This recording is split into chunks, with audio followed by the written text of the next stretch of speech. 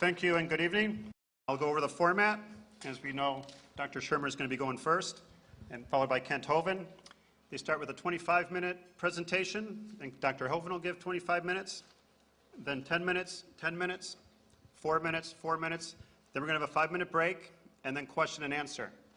And how the question and answer is going to work is they're passing out written forms. So the questions will be written and then chosen and then read to the debaters. And the format for the question and answer is the person who the question is directed to gets 2 minutes, and the other person gets 1 minute to respond. Now, and again, if you do cheer or yell for your favorite, you're going to be taking up their time. So please be quiet while they're talking. Let them get their presentations out, and let's all be respectful and have a good time tonight on the creation versus evolution debate. And just by who's passing out the questions, the papers, where are they at? Okay. Well, I'm sure they're in good hands, and they'll be passed out during the debate. And again, 5-minute break before the question and answer. Let's begin with Dr. Shermer.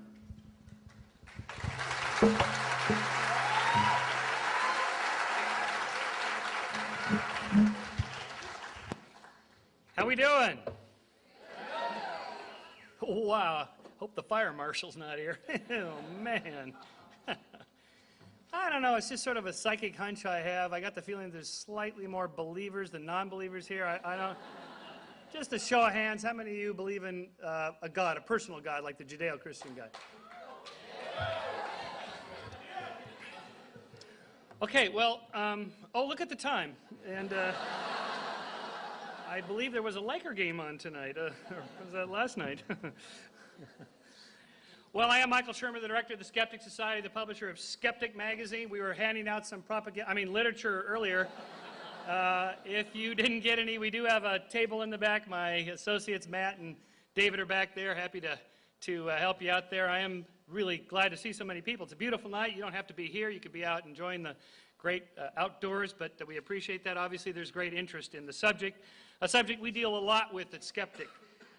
We deal with it because it's a hugely popular American subject. Only in America, with a few other scattered places and a tiny bit in New Zealand, is creationism even a subject of debate. But here it is. We are in America. This is a subject near and dear to many people's hearts, so we deal a lot with this.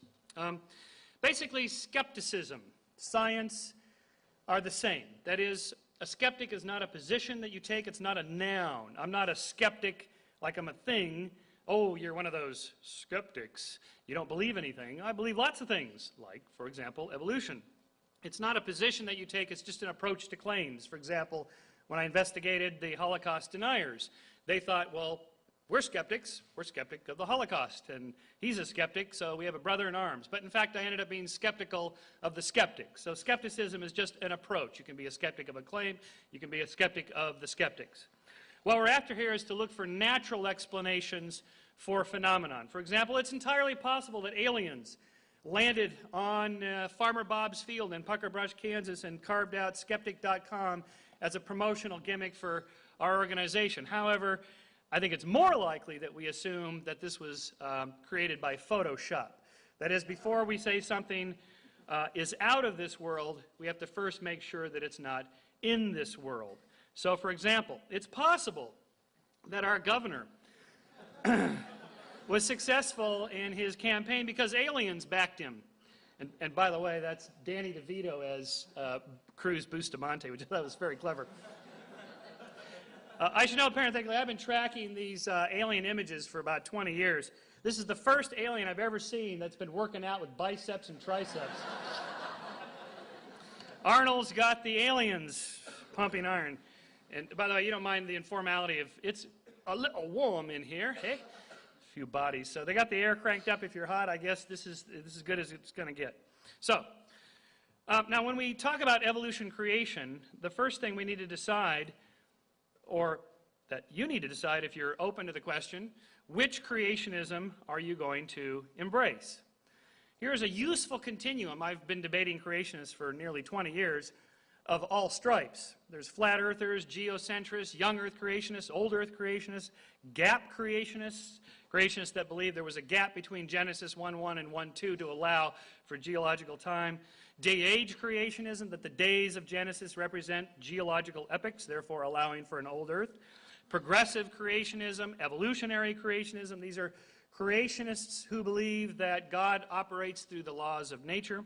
Theistic evolution, which is largely part of the intelligent design movement, and finally down to the end of just materialistic evolutionists. So you need to ask yourself, which one is Kent Hovind part of? Which creationism are you interested in hearing about? Which one will be presented tonight? There's a bunch of different ones, and they all have different arguments.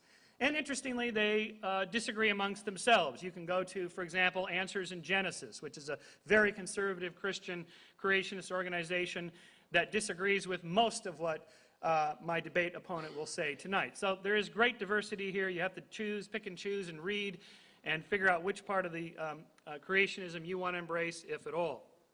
Now, first of all, we have to recognize that, in fact, most people embrace evolution. 96 million American Christians accept evolution. In a 2001 Gallup poll, 37% of all Americans agreed with the statement that human beings developed over millions of years from less advanced forms of life, and that God guided the process. Since 90% of Americans roughly are Christians, that means 96 million American Christians believe in evolution. Now, it's not that that makes it right, but that at least if you're a Christian who wonders whether it's okay to accept the theory of evolution, obviously it's quite okay. In fact, a billion Catholics, who are sometimes skeptics, accept evolution. The Pope himself, John Paul II, in 1996 encyclical, said, "New knowledge has led to the recognition that the theory of evolution is more than a hypothesis. It is indeed remarkable that this theory has been progressively accepted by researchers following a series of discoveries in various fields of knowledge. The convergence," this is an important statement, "the convergence, neither sought nor fabricated," this isn't a conspiracy on the part of scientists, it just happened this way, "of the results of work that was conducted independently is in itself a significant argument in favor of the theory." I'm going to play this up quite a bit tonight. This convergence from independent lines of inquiry, independent of each other. These guys aren't meeting on the weekends to say, look, we got to get our story straight because that Kent Hovind's out there, stumping the debate circuit. They arrived at it independently. The Pope, by the way, in 96 is responding to an earlier cyclical in the 1950s in which that Pope said, it's possible evolution may be true. We should be open to science and not just reject it. And this Pope said it is indeed true. In fact, even our ex-president Jimmy Carter, an evangelical Christian, calls himself a born-again Christian. When a couple of months ago, the state of Georgia required that biology textbooks in public high schools have a little sticker in them warning the students about evolution.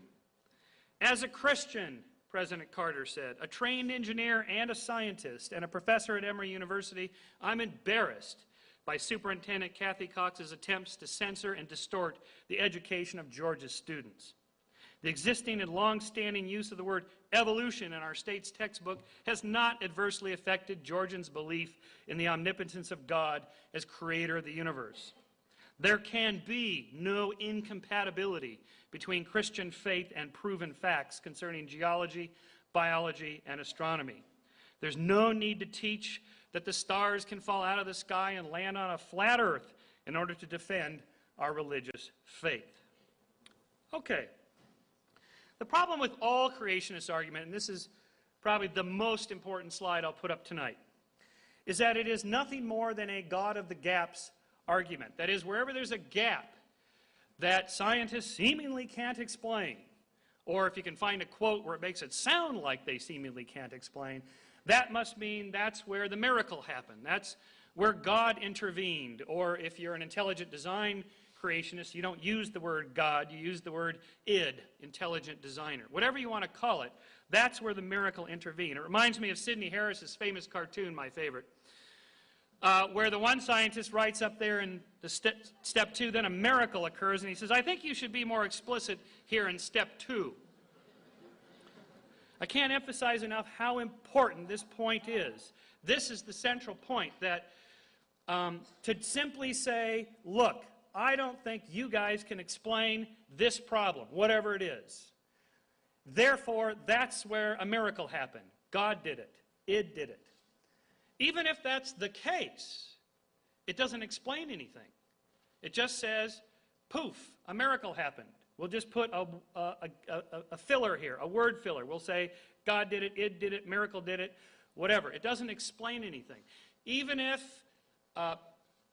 Kent Hovind won every single debate he ever did, even if every scientist in America said, you know what, I think God designed the whole thing, and I think biology proves it, it wouldn't change anything with the way science is done. Because this has nothing to do with science. Science is the search for how that happened. What happened in step 2? If it did it, don't you want to know how it did it? If God did it, don't you want to know how she did it? For example, we know evolution is a fairly simple thing. It's a pattern of descent with modification, whatever causes changes in gene frequency. So if we just take any particular phylogenetic tree, a descent of organisms across time, here's the ceratopsians. Evolutionists, scientists offer an explanation for how this diversity, this biodiversity occurs through genetic frequency changes and population genetics and mutations and so on and so forth. Whether that's right or not is a separate question in a way. If it's not right, well, then you figure out how it happened. But to simply say, well, God did it, or it did it, well, aren't you curious how it did it? I mean, did it create this general type, and then natural selection created all the varieties? Did God create each species, and then nature created the subspecies? Did God create the families, and then nature created the genus and species? Or did God create every single living single organism one at a time throughout all of history? Or did he set it up at the beginning and then it just sort of ran like a clock and created it? These are interesting questions, but we're never given answers to these because they don't have answers to these things, because that's how science is done. Science wants to know how it's done. So, evolutionary theory is the best explanation we have for this. It is provisionally true, true with a small t. We're not after, somebody mentioned truth earlier. Truth with a capital T doesn't belong in science. It's provisionally true. Why? It gives a coherent explanation of what we know. It's conciliant. Independent lines of inquiry jump to the same conclusion. That's that convergence the Pope talked about. Again, it's not that these guys are meeting on the weekends. Ooh, we got to get our story straight. I'm going to say it happened 6 million years ago. What are you going to say? 7 million years ago. Well, Hovind might be in on this. You know, he might find out about this. I'll say 6.5. You say 6.5, and we'll be safe. That's not how it works. And even if it did work that way, if they were that consistent, then I'd be suspicious something was up. In fact, there's always error variance in the estimates given by scientists. Finally, it predicts new findings, which so far have been confirmed, and I'll show you a bunch of these empirically. So, for example, there's a consilience on estimating the age of the Earth, right? It's not a perfect number, but there's a little bit of error variance there.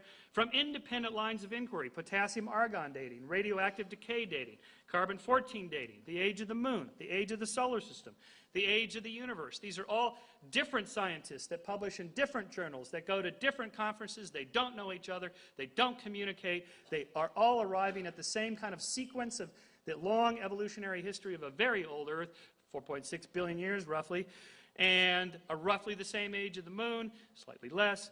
The age of the universe looks like it's about 13.4 billion years, but this number varies because new data comes in. And so again, you get this jumping together, this convergence from different lines of inquiry. And you see that throughout the science of evolution. For example, fossils show intermediate stages, which is what we would predict. So, such, for example, the evolution of whales. This is a favorite tactic of creationists. Show me one transitional fossil, just one transitional fossil. And I remember this particular slide here came out in the journal Science one night. Came out the same week I was debating Dwayne Gish. He said, just show me one transitional fossil. So I put this up, and well, here's 3. And he said, okay, now we have 1, 2, 3, 4 gaps in the fossil record. Show me 4 transitional fossils. Pretty sneaky, huh? That's pretty good, right?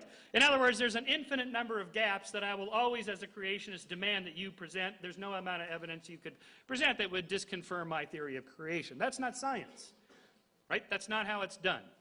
You can do it, you can call it theology, whatever. It's just not science, and we're supposed to be doing science here. You see this also in the evolution of the skulls. Whale skulls with Pakicetus 50 million years ago, Adiocetus 25 million years ago, and modern beluga whales. Common descent, common anatomical structures. You can see the sequence. You can see how the structures change over time. And in fact, there's almost an embarrassment of riches. There are so many fossils. I'm just staggered that creationists hang on to this, show me just one transitional fossils. There are so many, it's just staggering. This is just a nice little picture of Stephen Jay Gould when he was a very young man at the Harvard Paleontological Collection. These are just fossil, this is just fossil mollusks, right? There's just drawer after drawer after drawer after drawer. Last week, 2 weeks ago, I was at Donald Johansson's lab at Arizona State University. The guy who discovered Lucy, I'll show you in a moment. He just had drawer after drawer after drawer of hominids, and we were laying them all out. I took my 12-year-old daughter so she could kind of see all the cool stuff and meet Lucy. She met Lucy. And there she is. Not the Lucy. Yeah, the Lucy. Anyway, and I just made a little joke. Yeah, but you don't have any transitional fossils. And, you know, we all had a good laugh because, you know, just table after table is just spread out with these things. There's so many, it's an embarrassment of riches. The sequence you usually get, and here's a problem that most people get into that don't understand the theory of evolution. They see it as this kind of progressive linear ladder, march from small to large, simple to complex, in a line where one leads to another, and so on. This is the most famous slide ever done from Time Life. It's been parodied so many times. I have a couple dozen of these slides. I like this one, and in particular this one with Homo European Unionists on the end there. It's a very American characterization, of course. I suppose a new one would have the French crawling on their bellies or something. In fact, evolution is a richly branching bush in which we have an evolution from a common ancestor. Of course, you know that we didn't come from chimpanzees and gorillas. You say, how did we come from them? They're still alive. We didn't come from them. We come from chimps over here, gorillas over here, a common ancestor about 8 million years ago. What's interesting about this slide is that back in the late 60s and early 70s, everybody believed that the common ancestor here was like between 15 and 30 million years old. And Vince Sarich at UC Berkeley, based on early biochemical comparisons across species, said, no, I'm predicting that the fossils are going to show that is in fact closer to 5 to 6 to 7 million years ago, the common ancestor. And he proved to be right. It took almost 25 years for paleontology to catch up with biochemistry. But here's an example of where these guys are not in some back dark room meeting to get their story straight about the age of things. They conciliate. There's a consilience. It turns out that the fossils match the biochemical and genetic tests. And you have this richly branching bush here. Transitional fossils, there's tons of them. It looks more and more like a lot of these different species, such as Sahelanthropus chidensis, 6 to 7 million years ago. This was found in 1991. Australopithecus africanus, 3 to 4 million years ago. This is Kenanthropus platyops, which is discovered in 1992, 3.5 million years ago. The famous Lucy, 3.2 million years ago. The beauty of Lucy is that you can sit there and hold in your hand, and if you're in Don Johnson's lab, you can. A chimp pelvis and hip socket, a Lucy pelvis and hip socket, and a modern one. You can see the beautiful transition there from quadrupedalism to bipedalism. And this is not the only one. Don't think Lucy's the only fossil they got. They got dozens of these Australopithecines now. Homo habilis, 1.9 million years ago. Homo georgicus from Georgia in Russia, 1.8 million years ago, discovered in 2001. Homo erectus, 1.5 million years ago. Homo neanderthalensis, 500,000 years ago. Neanderthals and us, we lived simultaneously over the last 100,000 years. What happened to those guys? That's them on the right, that's us on the left. What happened to them 30, 40,000 years ago? Gone. Interesting subject, not for tonight, but it's an interesting subject. What happened to those guys? And most recently, just discovered by Tim White and published last year, Homo sapiens idolitu. It looks like the best evidence we have now. Every single one of us from everywhere on the planet comes from a single population of hominids out of Africa. It's these guys, 160,000 years ago. That's the best evidence we have today. This incredible diversity of humans we have around the globe all evolved in this relatively short period of time, very rapid changes. Additional tests. We would expect modern organisms to show a variety of structures, from simple to complex, reflecting evolutionary history. For example, the eye has evolved numerous times with varying complexity. And again, it's not a single intelligently designed structure that works across the board, which you would expect an all-powerful intelligent designer to create. In fact, what you see are these sort of oddities of nature that evolved with whatever was available in the environment, with whatever they had to work with. These are eyes have evolved independently dozens of times. In fact, you would also expect biological structures, if evolution were true, to show history. Not intelligent design, but history. Take our own eye. Just take the structure of the retina with the rods and cones on top, amacrine cells, bipolar cells, and ganglion cells, but it's upside down. This is the weirdest thing. It's upside down. The light comes in this direction and doesn't get to the, only about 10% of the photons get all the way back to the light-sensitive rods and cones. What was Id thinking when he made this thing? Right? I mean, he wasn't thinking, because there is no intelligent designer from top down. It's a designer from the bottom up, a tinkerer using with whatever materials are available. We would expect organisms that share most of their DNA to look a lot alike. In fact, they do. And to behave alike. In fact, they do. Chimpanzees are very tribal. You may have noticed from recent current events in politics, we're very tribal, right? There's a whole series of these similarities across species. Is there enough time for evolution to work? You bet. Not only has every human come from a single population out of Africa 160,000 years ago, every single dog alive today comes from a single population of wolves only 15,000 years ago. Of course, this is partly directed evolutionary change, of course, but it shows how rapid DNA sequences can be manipulated. As a test of evolutionary theory, I would love to see a creationist just once come up with a fossil bed that shows trilobites and in the same bedding plane, hominids. You never see trilobites with hominids. Now, creationists will say something like, well, there was this hydrodynamic sorting in the flood, and all the stupid beasties died and fell through in the flood and drowned early, and the smarter ones climbed to the higher hills, something like that. Not one smart trilobite managed to make it up with the hominid.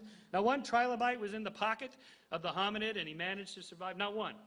Of course, with evolution, we would predict that this is what you would find, these sequential bedding planes with different fossils in the beds, and that is what you find. But in any case, it's a testable hypothesis. It's an experiment you can run. Instead of reading creationist literature, go out and start digging. And if you find something like this, that would be the kind of evidence that would overturn the theory of evolution. We also see homologies, that is, common anatomical structures due to common ancestry. Most of you have seen these things, the similarity between the whale arm and the human arm, similarities between whale structures and even hummingbird structures, similarities between our arm and whale arms. If God created the whale flipper, why did he use a mammalian arm structure for it? Why didn't he just make it like a fish flipper? The fish flipper works great. Why have marine mammals swim like this, whereas fish swim like this? Swimming like this is really more efficient. It's a better way. It's the original way. If God created fish this way, why not marine mammals this way? Marine mammals swim this way because that's how land mammals run. That's how their spines move as they propel themselves forward. Vestigial structures are also very telling. For example, we have discovered now a snake, an ancestral snake here, with hind legs. Why would snakes have hind legs? And why would snakes today, as well as whales, show these vestigial legs? These legs are absolutely worthless today. They don't do anything. Why would an intelligent designer design this really clumsy, unintelligent, historical-looking thing, unless you want to impute to God or to Satan that he's just testing our faith by throwing those things in there to see if that'll confuse you with the facts, okay? Other than that, this is a sign of history and evolutionary sequence, not intelligent design. So a fundamental question, then, wrapping it up. I think I got 2 minutes here. Is the universe designed? Back in the 18th century, when Darwin was studying, The answers were yes by William Paley. A watch must have a watchmaker, to which David Hume encountered this old argument, no, actually nature resembles a mindless organism. I think this is not quite right. In fact, I think a better question is the universe naturally or intelligently designed? It's obviously designed to a certain extent, right? But it's historically designed. It looks kind of clumsily designed. So to the answer of where did this come from, for creationists, they offer a supernatural explanation. Right here, a miracle happened. I think you need to be more explicit in step 2 there. In a way, this is no different than a Gary Larson cartoon. God makes the snake. Boy, these things are a cinch. I really fail to see, honestly, how this is any different than any creationist argument I have ever heard. A miracle happened. That's it. Naturalism's answer, evolution or descent with modification, of course, is slightly different. We see a sequence, historical sequence. Well, Darwin wasn't the last, but... Okay, so finally then, how do we get these complex structures out of here? Oh, my time is up. All right. Let me just wrap up here then, just one final comment. If humans were designed by God or intelligent designer, this is what we would look like. Instead, and I'll go through the details of that in a second, instead if humans were designed by evolution, this is what the case would be.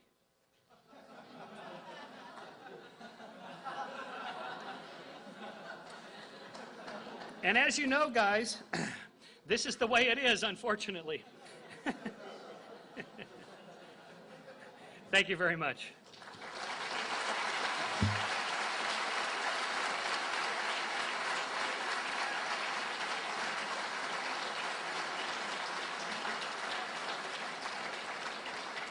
Okay. Thank you. Dr. Hovind will now give his opening presentation, and after that will be the rebuttal time, 10 minutes rebuttal, and then 10 minutes rebuttal. So, Dr. Hovind.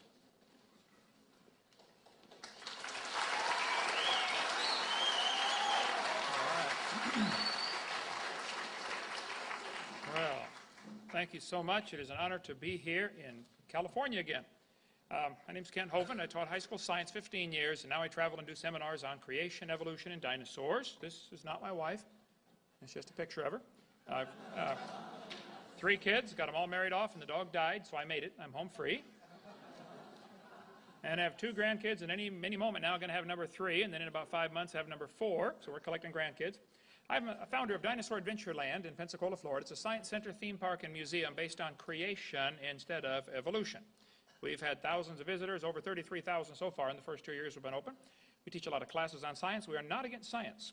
We have a have a creation boot camp in September. Teach people how to be a good creationist, to go out and fight against these guys who believe in evolution. So we need more people doing that. My goals are to present the truth and expose error. I'm not against any particular theory. I'm against lies. If you have a theory, great. If you're going to use lies to support it, that's not great. So my goals are to strengthen the faith of believers, to win the lost to Christ, and to win Michael Shermer to Christ. Okay?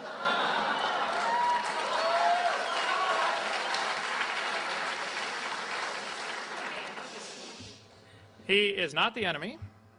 He does work for him, but he is not the enemy. Okay. All right. Let's define a few terms here tonight. Science is knowledge. It comes from the word to know. Okay? Knowledge gained by observations, experimentation, testing, study, etc. Okay? Some try to limit the definition of science like we heard tonight. They want to limit it to the natural world. If it's not natural, it's not science. Okay, well, let's just follow that logic to its logical conclusion. The operation of the world can be understood by scientific discoveries in the world. That does not mean you can explain the origin of the world by looking in the world. Okay, example, the operation of a computer can be understood by science. It all takes place in the computer. There's nothing magic about a computer. There's not a little man running around in there changing the numbers on the screen. Okay? It is a natural explanation that you can find in the computer for how the computer works. There is not a natural explanation in the computer for how the computer originated. You had to go outside the computer. Somebody outside the computer built the computer, okay? Somebody outside, beyond, above, greater than, smarter than the computer had to build the computer. And just because you can explain the operation of a machine does not mean you can explain the origin of the machine with the same set of rules. So religion is a set of beliefs concerning the cause, nature, and purpose of the universe. I'm going to define a few positions here. I take the position that the Bible is literally true and scientifically accurate. The earth was created in 6 literal 24-hour days about 6,000 years ago. Now, if that's true, I call our ministry Creation Science Evangelism. I think the scientific evidence supports the creation view. A good test for science is, does it make predictions? Okay, based on the idea that the earth was created in 6 days, 6,000 years ago, there are some predictions we can make. The Bible says clearly he did it all in 6 days. Well, let's make a few predictions. I predict the universe will show evidence of order and intelligent design. I predict there will be thousands, if not millions, of symbiotic relationships. All the plants and animals were created within a few days of each other. And there are millions of these that depend on different things for different reasons. Symbiotic relationships, I think, defy an evolutionary explanation. I predict there will be limits to the variations that life forms are able to produce. The Bible says they bring forth after their kind. You may get a big dog or a little dog, or a wolf or a coyote or a dog, but you're going to get the same kind of animal. Now, somebody might decide to call it a new species. Okay, I'm not using the word species. It's the same kind of animal. There are limits to the variations. Any farmer that raises anything from corn to cows will tell you there are limits. Sure, there's varieties, but they're limited. Okay? Lots of dogs in the world might have had a common ancestor. A dog. Okay? I predict, based on, that does not prove dogs came from a rock 4.6 billion years ago, by the way. Okay. I predict there will be a purpose to life. We were designed for a purpose. I think I know what it is. Based on the assumption, we can make some predictions that there will be non-material things in the world like love, sense of justice, mercy, innate knowledge of right and wrong, a conscience, and absolute truth. Those things can be found. They do exist. I predict there'll be a way to find the will of the Creator, such as messengers speaking for Him, or maybe even a book telling us how He created it and why.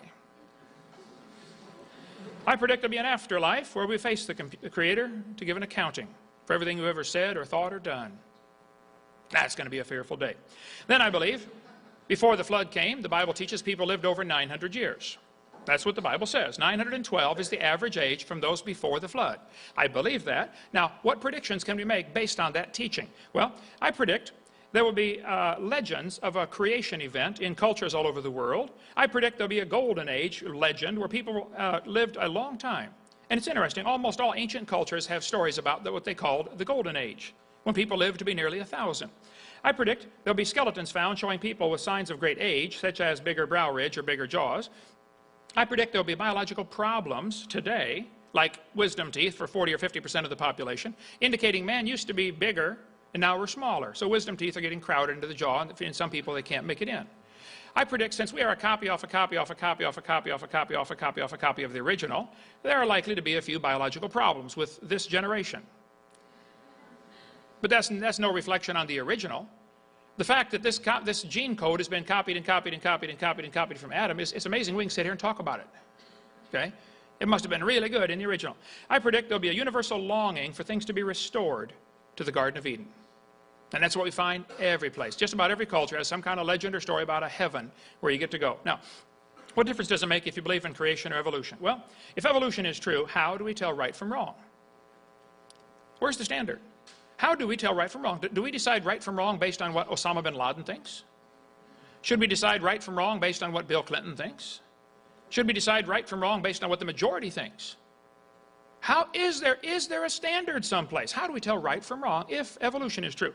Now, if evolution is true, death brought man into the world, and death is a wonderful thing. Death is the hero of the plot. See, in order for evolution to work, one animal has to evolve a little better than the rest. The rest of them have to die, or else that new improved gene gets swamped in the population. Doesn't do anything. Death is the ultimate hero of the plot for evolution. The Bible teaches clearly that man brought death into the world. By one man, sin came into the world, and death by sin. Since by man came death. The Bible talks about man destroyed God's creation. I predict, according to the Bible, I read the Bible, it says there was a flood, a completely worldwide, universal flood that destroyed the world 4,400 years ago and dropped everybody's property value to zero. Based on that belief, I can make a few predictions. I predict there will be hundreds of layers of strata, rock layers and mud layers, strata, sometimes continent-wide layers of strata. I predict there will be billions of fossils, including coal and oil, found in those layers. I predict there will be huge canyons and deltas showing evidence of rapid erosion because of the flood teaching. I predict there will be legends of this worldwide flood found in cultures all over the world. And sure enough, there are nearly 300 of these flood legends found from around the world. I predict there will be petrified trees in the vertical position running through many of these layers. And sure enough, there are thousands of them. And here we have people trying to teach you that each of these layers is a different age. Would you please explain to me how we get a tree petrified connecting all these layers? I don't know how long dead trees stand up around here in California before they fall down, but in Florida you get maybe 5 or 6 years. If you're going to have a tree stand there for millions of years while the layers form around it, I'd like to see that, okay? Anybody telling you those layers are different ages has a problem in his thinking, okay? Now, I like science. I'm not against science. And I do resent, though, people trying to assume that evolution is part of science. Evolution is not part of science. Evolution is a religion. It's mixed in with science, I understand. But that doesn't make it part of science. Beer is often sold at football games. Beer has nothing to do with football, and beer does not become athletic by association with football, okay? So, and evolution does not become science because it's stirred into a science book, okay? Evolution's a religion. Now, let's define a few terms. The word evolution has at least 6 different meanings or levels or stages. First, it would have to be cosmic evolution, the origin of time, space, matter. Secondly, there'd have to be chemical evolution. According to the Big Bang theory, the Big Bang produced hydrogen. Okay, then how did we get all these elements? Do you want me to believe that uranium evolved from hydrogen? They'll say, oh yeah, fusion happens in stars. Well, you got 2 problems now. Number 1, you can't fuse past iron. Number 2, you got a chicken and an egg problem. Did the elements come before the stars? The elements make up the stars, and the stars make up the elements. Which one came first? They got a real chicken and an egg problem when it comes to chemical evolution. Thirdly, there'd have to be stellar evolution. Somehow the stars have to evolve. We've never seen one form. We see stars blow up all the time, called novas or supernovas. And yet there's enough stars out there that are now known. The current last estimate was 70 sextillion stars in the universe that we've observed, which means about 11 trillion per person. Those are the ones we know about. We don't know about the ones that we don't know about. Okay? Fourthly, there's going to have to be organic evolution, the origin of life. Somehow life has to get started from non-living material. The evolutionists are still left 200 years behind the times in science. They still believe non-living material can spontaneously generate. That's been proven wrong several hundred years ago. Francisco Redi, Louis Pasteur. Now, if you want to believe that, that's fine. I don't care what you believe, but don't call it science. They'll say, I read Dr. Shermer's book about, oh, they're doing experiments now, trying to do these. Okay, well, you do all the experiments you want, but meanwhile, it hasn't been done, okay? Nobody's made life. And if a bunch of intelligent people do get together and make life, that would prove it takes intelligence to make life. Duh, okay? Number 5, we have what's called macroevolution. That's where you change from one kind of animal to another. Nobody's ever seen a dog produce a non-dog. Now, if you want to believe a dog came from a non-dog, you believe whatever you want, but don't call it science, number 1, and don't make me pay to teach it to all the kids in school like it's science. That's your religion. You teach that in a private school at your expense, okay? Number 6, we have what's called microevolution. I object to the term. I think it's a lousy term, but they use it, so I'll explain it. Microevolution tells us there are variations within the kinds. Big dogs, little dogs, straight hair, curly hair, I agree, that happens. The first 5, though, are purely religious. Nobody's ever observed any of these. So when I talk about evolution tonight, I am not talking about variations within the kind. Speciation, I'm not talking about that. I'm not sure who's deciding when we have a new species anyway. Somebody decided a dog and a wolf are different species. Okay, but a 5-year-old knows they're the same kind of animal. Okay, a horse and a zebra are different species, but they're still the same kind of animal. 4-wheel drive, genuine leather upholstery. Okay? So, evolution theory teaches 20 billion years ago, or sometime in the past like that, there was a big bang where nothing exploded. And then 4.6 billion years ago, the earth cooled down. And then it rained on the rocks for millions of years and turned them into soup, and the soup came alive 3 billion years ago. This is what the books teach. Okay, that's the Big Bang theory. 18 or 20 billion years ago, Big Bang. 4.6 billion years ago, the earth cooled down. Planet Earth cooled and a rocky surface was created. This is what all the textbooks teach, okay? Then as the earth formed, it was hot and it was large pools of bubbling lava, but it slowly cooled down. And then, boys and girls, millions of years of torrential rains created great oceans. And swirling in the waters of the oceans is a bubbling broth of complex chemicals. Progress from a complex chemical soup to a living organism is very slow. Sure is. It don't even happen. That's how slow it is. This guy said the first self-replicating systems must have emerged in this organic soup. So their theory would say 20 billion years ago, Big Bang, 4.6 billion years ago, the earth cooled down, it rained on the rocks for millions of years, turned them into soup, and the soup came alive 3 billion years ago. And so there's Grandpa right there. Okay. Now, there's no question there's a wide variety of dogs in the world. The question is, does that variation we see tell us there is infinite varieties available? No. I don't think the dogs came from a rock 4.6 billion years ago. Okay. So the first 5 are purely religious. Number 6 is science. But they try to skip the first 4 all the time. I see this all the time in textbooks. They try to skip those. Now, evolution, number 5, the first 5 anyway, I think is the dumbest and most dangerous idea in the history of the world. It didn't happen. There's no evidence for it. Let's see. Marxism, evolution leads straight to Hitler, Stalin, Pol Pot, abortion, communism, Marxism, rejection of logic, and to hell if you don't trust Christ. Okay. Now, Michael Shermer is the editor of Skeptic magazine. He is absolutely correct to be skeptical of some of the dumb things people believe out there. There are some weirdos in this world, folks, okay? You got some here in California. And they believe some strange things. And I think what he does, exposing the illogical stuff that people teach, is great. I wish he would apply that same logic to his own theory of evolution. He's skeptical of everything except the evolution theory. For some reason, he's not skeptical of that. That blows my mind. Now, let's define some terms. In the Skeptic magazine article here, Michael Shermer wrote, August 28, 2003, "Brights come out of the closet." As many as you are aware of, if you're aware, there's a movement to introduce a new meme, a new name for our society, our group, the evolutionists. Instead of calling us non-believers, infidels, heretics, skeptics, humanists, secular humanists, introduced at the Atheist Alliance International Conference last year in Florida, they came across the idea to call themselves the Brights. We are the Brights. He goes through the illustration in his book about how that the gays, picked that term gay so people wouldn't call them queers or fags or something else. And now it's a better term, and they've now gotten political clout because of the less aggressive term. Okay. What is a Bright?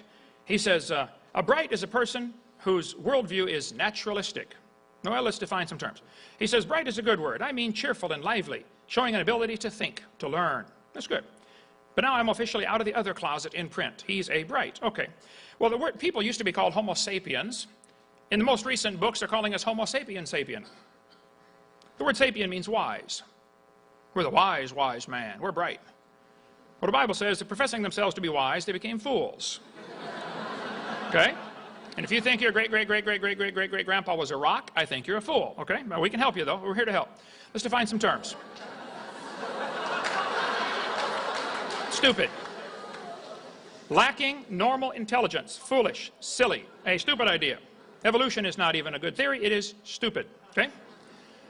People are welcome to believe whatever they want, but I think it ought to be illegal. It's certainly silly and unfair to make all taxpayers support this one religion in our public school system, and evolution is nothing but a religion. Okay. In his magazine, he said, my real purpose was to understand Gish and the creationists so that I can understand how they can reject the well-confirmed theory called evolution. Well, Michael, we're not rejecting science. We're rejecting the idea that you're stretching this observation of, varieties of dogs to mean a dog came from a rock. We're not rejecting science. And evolution is not a well-confirmed theory. You've got to define what you're talking about here. Now, I'm not anti-evolution. I'm not an evolution denier, like he says in his book numerous times. I'm for truth and against error. If evidence exists for a theory, show me. But don't use lies to support a theory. By the way, Kent is Welsh for bright. Okay?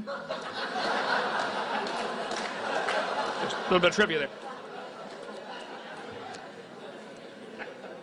Texas has laws requiring textbooks to be accurate. So does Florida. So does Wisconsin. So does Alabama. So does California. Textbooks shall be factually accurate.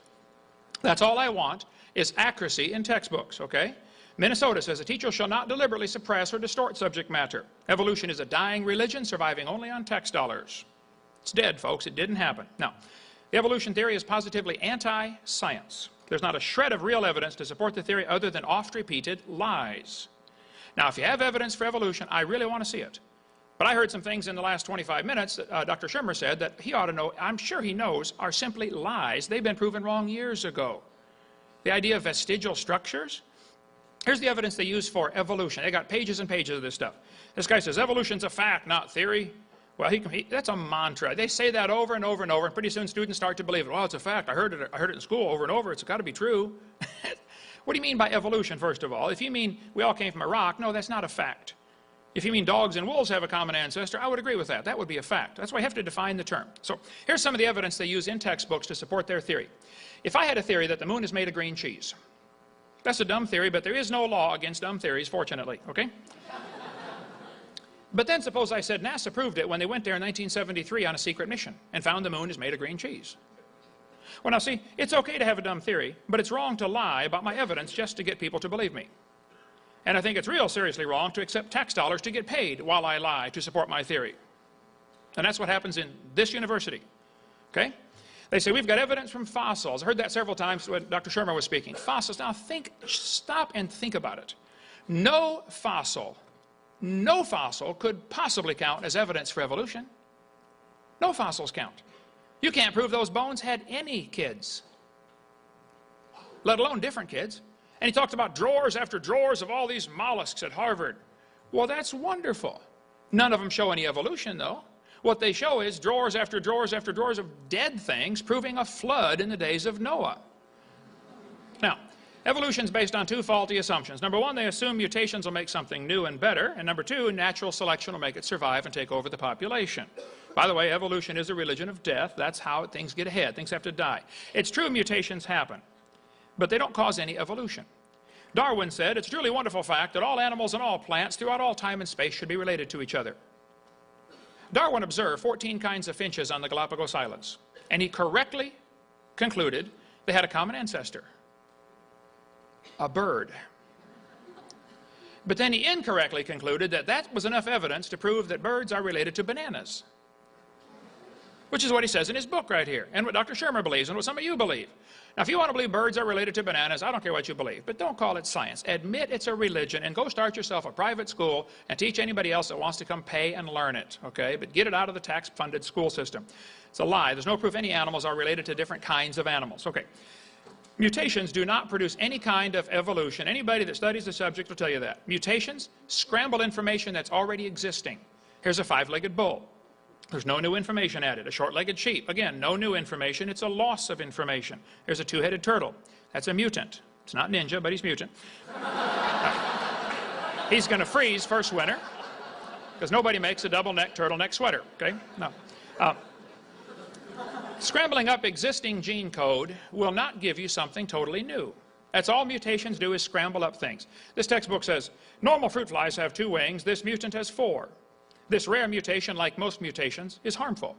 Watch what it says now. Beneficial mutations are the raw material for natural selection. Excuse me? Why don't they give an example of a beneficial mutation? Why did they show us a bad one? And there are millions of those, happen all the time. But they told us the good ones is how it works. Show me a good one. You know why they didn't show us a good mutation? Nobody's ever seen one. One guy said, oh yeah, people in Africa that get sickle cell anemia are less likely to get malaria. Well, that's brilliant. That's like saying if you cut off your legs, you can't get athlete's foot.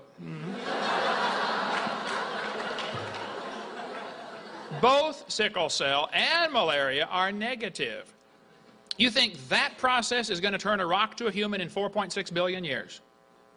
That's the one they always bring out. Well, if you think that's going to do it, I admire your faith. I don't admire your intelligence, but I do admire your faith, okay? Natural selection selects. It doesn't create anything. It's a selection process. Creation is thought of it first. Natural selection is not a creative force. It can't create anything. It selects. That's all it does. It can't create a thing, okay? If you worked in a factory that produced cars and your job was to select the good ones to go through and select the bad ones to go out, be fixed or, scrapped, how long would it take that selection process of letting good cars through to change the car to an airplane? It'll never happen. See, the natural selection is never going to change the animal to something else. It's just going to make sure you get a good species of whatever it is, whether it's cows or corn, okay? You may get a big dog or a little dog, but you get a dog every single time. And I have 5-year-olds. When I do this test, almost always they get it. I'll say, here we have a dog, a wolf, a coyote, and a banana. Which one is not like the others? Yeah, the banana. The Bible says they bring forth after their kind, not species, kind. Okay, and that's all we've ever observed. Variations happen, but they have limits. Farmers have been trying to get bigger pigs for a long time, but they'll never get a pig as big as Texas. Roaches become resistant to pesticides, but they will never become resistant to a sledgehammer. Okay? They always still produce the same kind of plant or animal. No new information is created. It's always scrambling existing information. That's all we observe. Now, science is what we can see and study and test. If you want to believe it goes beyond that, that's fine. I don't care what you believe. But it's not science. No new information is added, okay? The gene pool of the new variety is always more limited. They can take a herd of dogs or a flock of dogs or whatever you want to call them and select the gene code to get a little tiny dog or a great big dog. They have the genetic variety in the original gene code. You can select for a slice of the gene code and get a particular trait that you want, okay? Long tail feathers on a bird. Can't fly anymore, but you get really long tail feathers. Okay, good. But you didn't create anything. You selected part of the gene pool that was already existing. Somebody kept breeding dogs till they got a Chihuahua. All that time and money to make a dog that is 100% useless. How long would the Chihuahuas last in the real world? Yeah, go ahead, make my day. Right, yeah. Genetic information is lost, it's not added. There's no new. Real evolution would require an increase in genetic complexity. You got to take the gene pool of a rock, which is nothing, and develop the gene pool of every living thing on Earth today. Talk about a genetic bottleneck. Take a look at the gene code of a rock sometime, okay? There's a lot of kinds of corn in the world, okay? They probably had a common ancestor. Corn. You never get a hamster or a tomato or whale to grow on your corn stalk, though, okay? Sure, there's a lot of varieties out there. They call it divergent evolution. Oh, it's not divergent evolution. It's still a dog, okay? They show the kids 5 kinds of dogs and say, oh, see, that's divergent evolution. No, it's a variety of dog. It's proof what the Bible says. They bring forth after their kind. There's a lot of varieties of horses out there. Big horses and little horses. We had the world's smallest horse visit our museum. My granddaughter liked riding it, I guess, but they crossbreed horses. They get Zorses, Zonkies, Zionis, Zedonks, and Shebras. They crossbreed all every which way because they're the same kind of animal. There's a herd of zebroids running around. So there's no question there's a lot of variation available. The question is, does it go any farther? Now, if Dr. Shermer wants to believe this variation we observe, which is science, can be extended, extrapolated to mean infinite variation, he's welcome to believe that, but he just left science. And why he's not skeptical of his own belief, I don't understand. He's skeptical of a lot of things he ought to be skeptical of. Turn your focus on your own belief, Mike. I want to help you here. That's what I'm here for, okay? Thank you.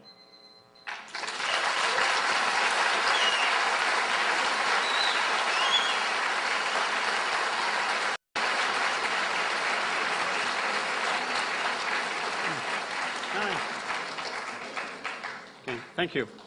Had a little report of some people behaving badly. Let's respect our neighbors and enjoy the debate. Dr. Shermer will have 10 minutes for rebutting what Dr. Hovind just taught.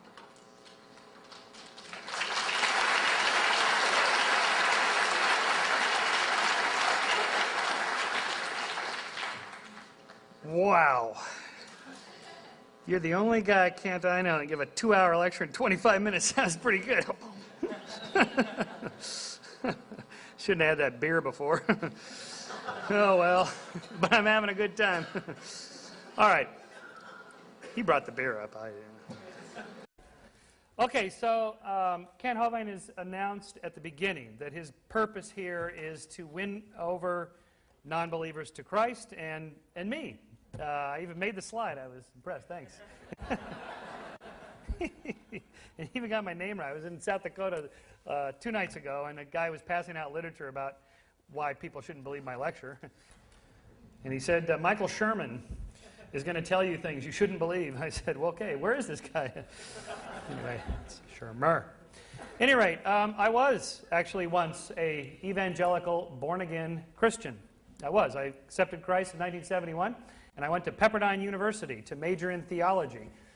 And I took this very seriously. I was really, really a believer. I did. And by evangelical, I mean we evangelized. We went door to door. This was literally Amway with Bibles. You know, we were selling God. That's how you define an evangelical Christian. And I went door to door and told people about this stuff. And then, for a long story short, I wrote a whole book about this stuff. But I found out you had to get a PhD in theology, you had to study Greek, Latin, Hebrew, and Aramaic, and I could barely get through Spanish, so I thought, all right, I'm going to have to switch majors here to get a job. So I switched to the sciences, because I was good at math and science. And I discovered there that the answers are not final. They are provisional. They're provisionally true. This is what we know now. Furthermore, it might change.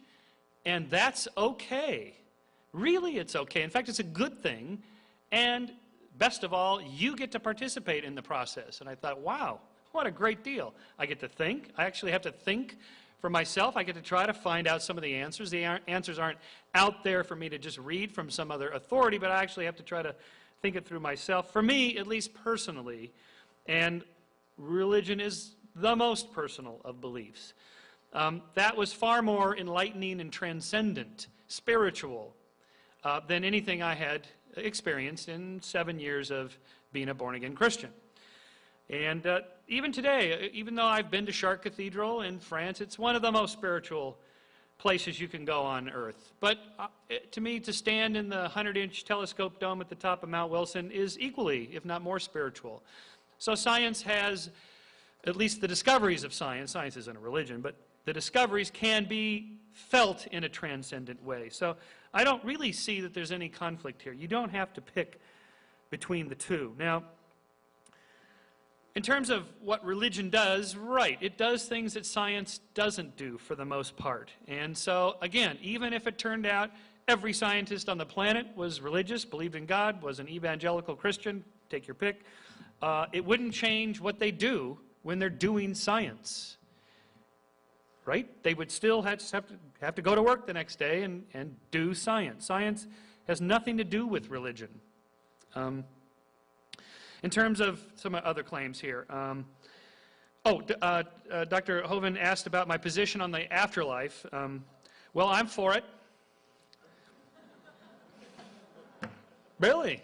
I am. I hope it's true. And if it's there, I hope I'm going. Don't you? I mean, right? This would be great.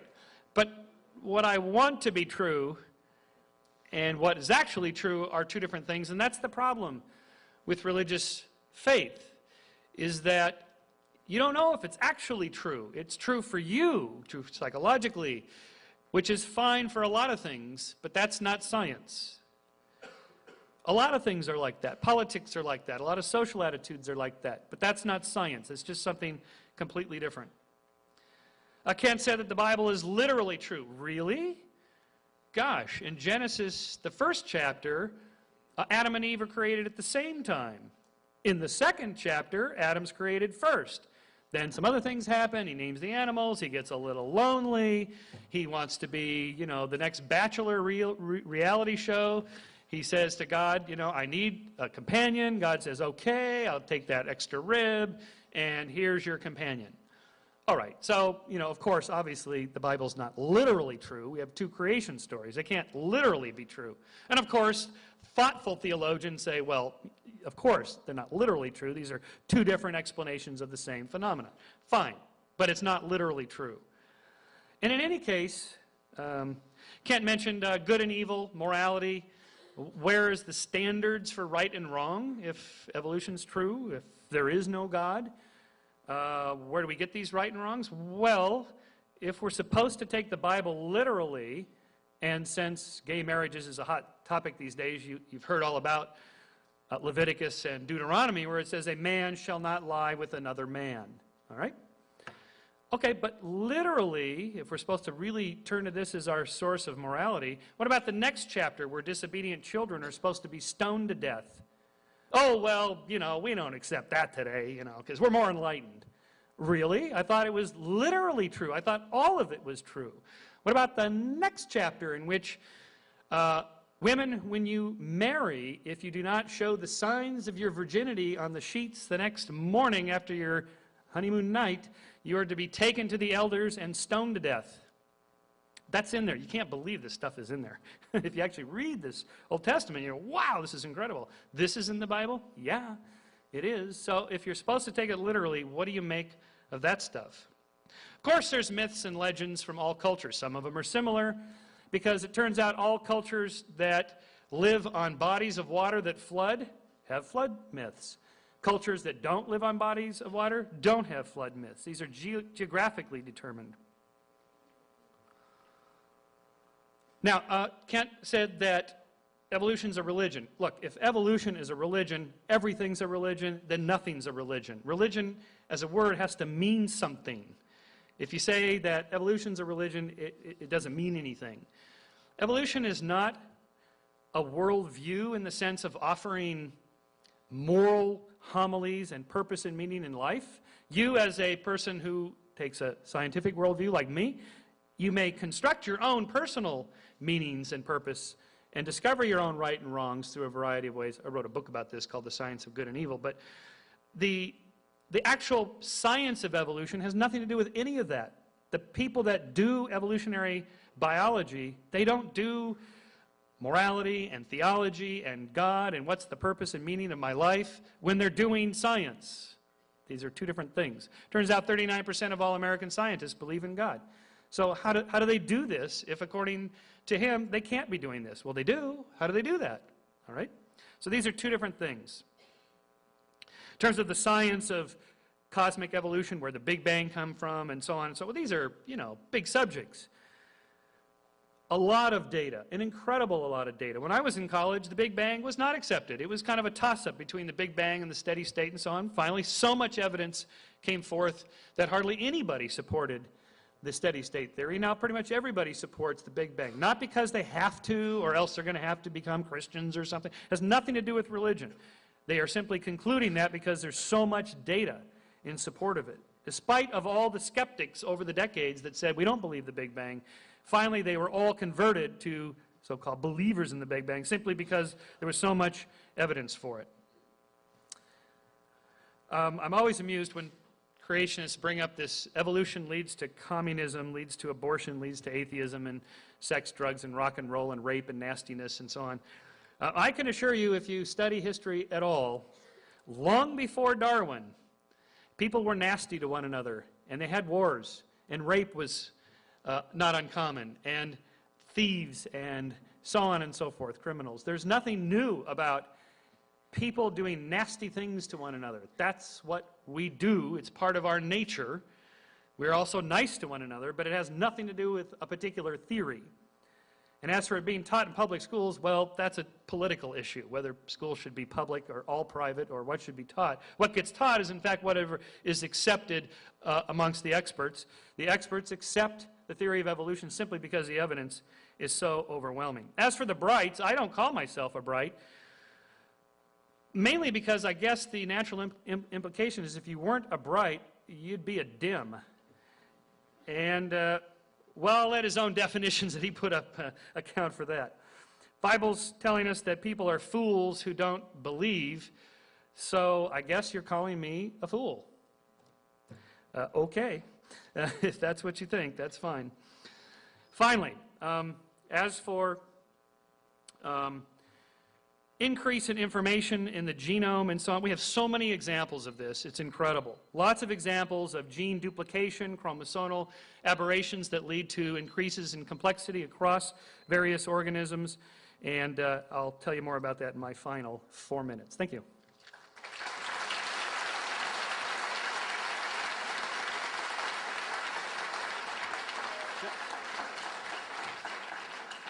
Okay, thank you. Nope. Now Dr. Hovind. Dr. Hovind will give 10 minutes rebuttal to the opening comments by Dr. Shermer.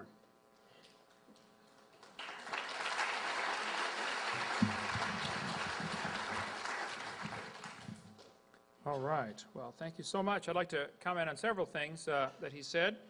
He mentioned there is evidence for evolution from homology, from vestigial structures. The human eye is a poor design. I don't think I'll be able to cover all that, but you can get my video series on my website, drdino.com, and watch the whole thing.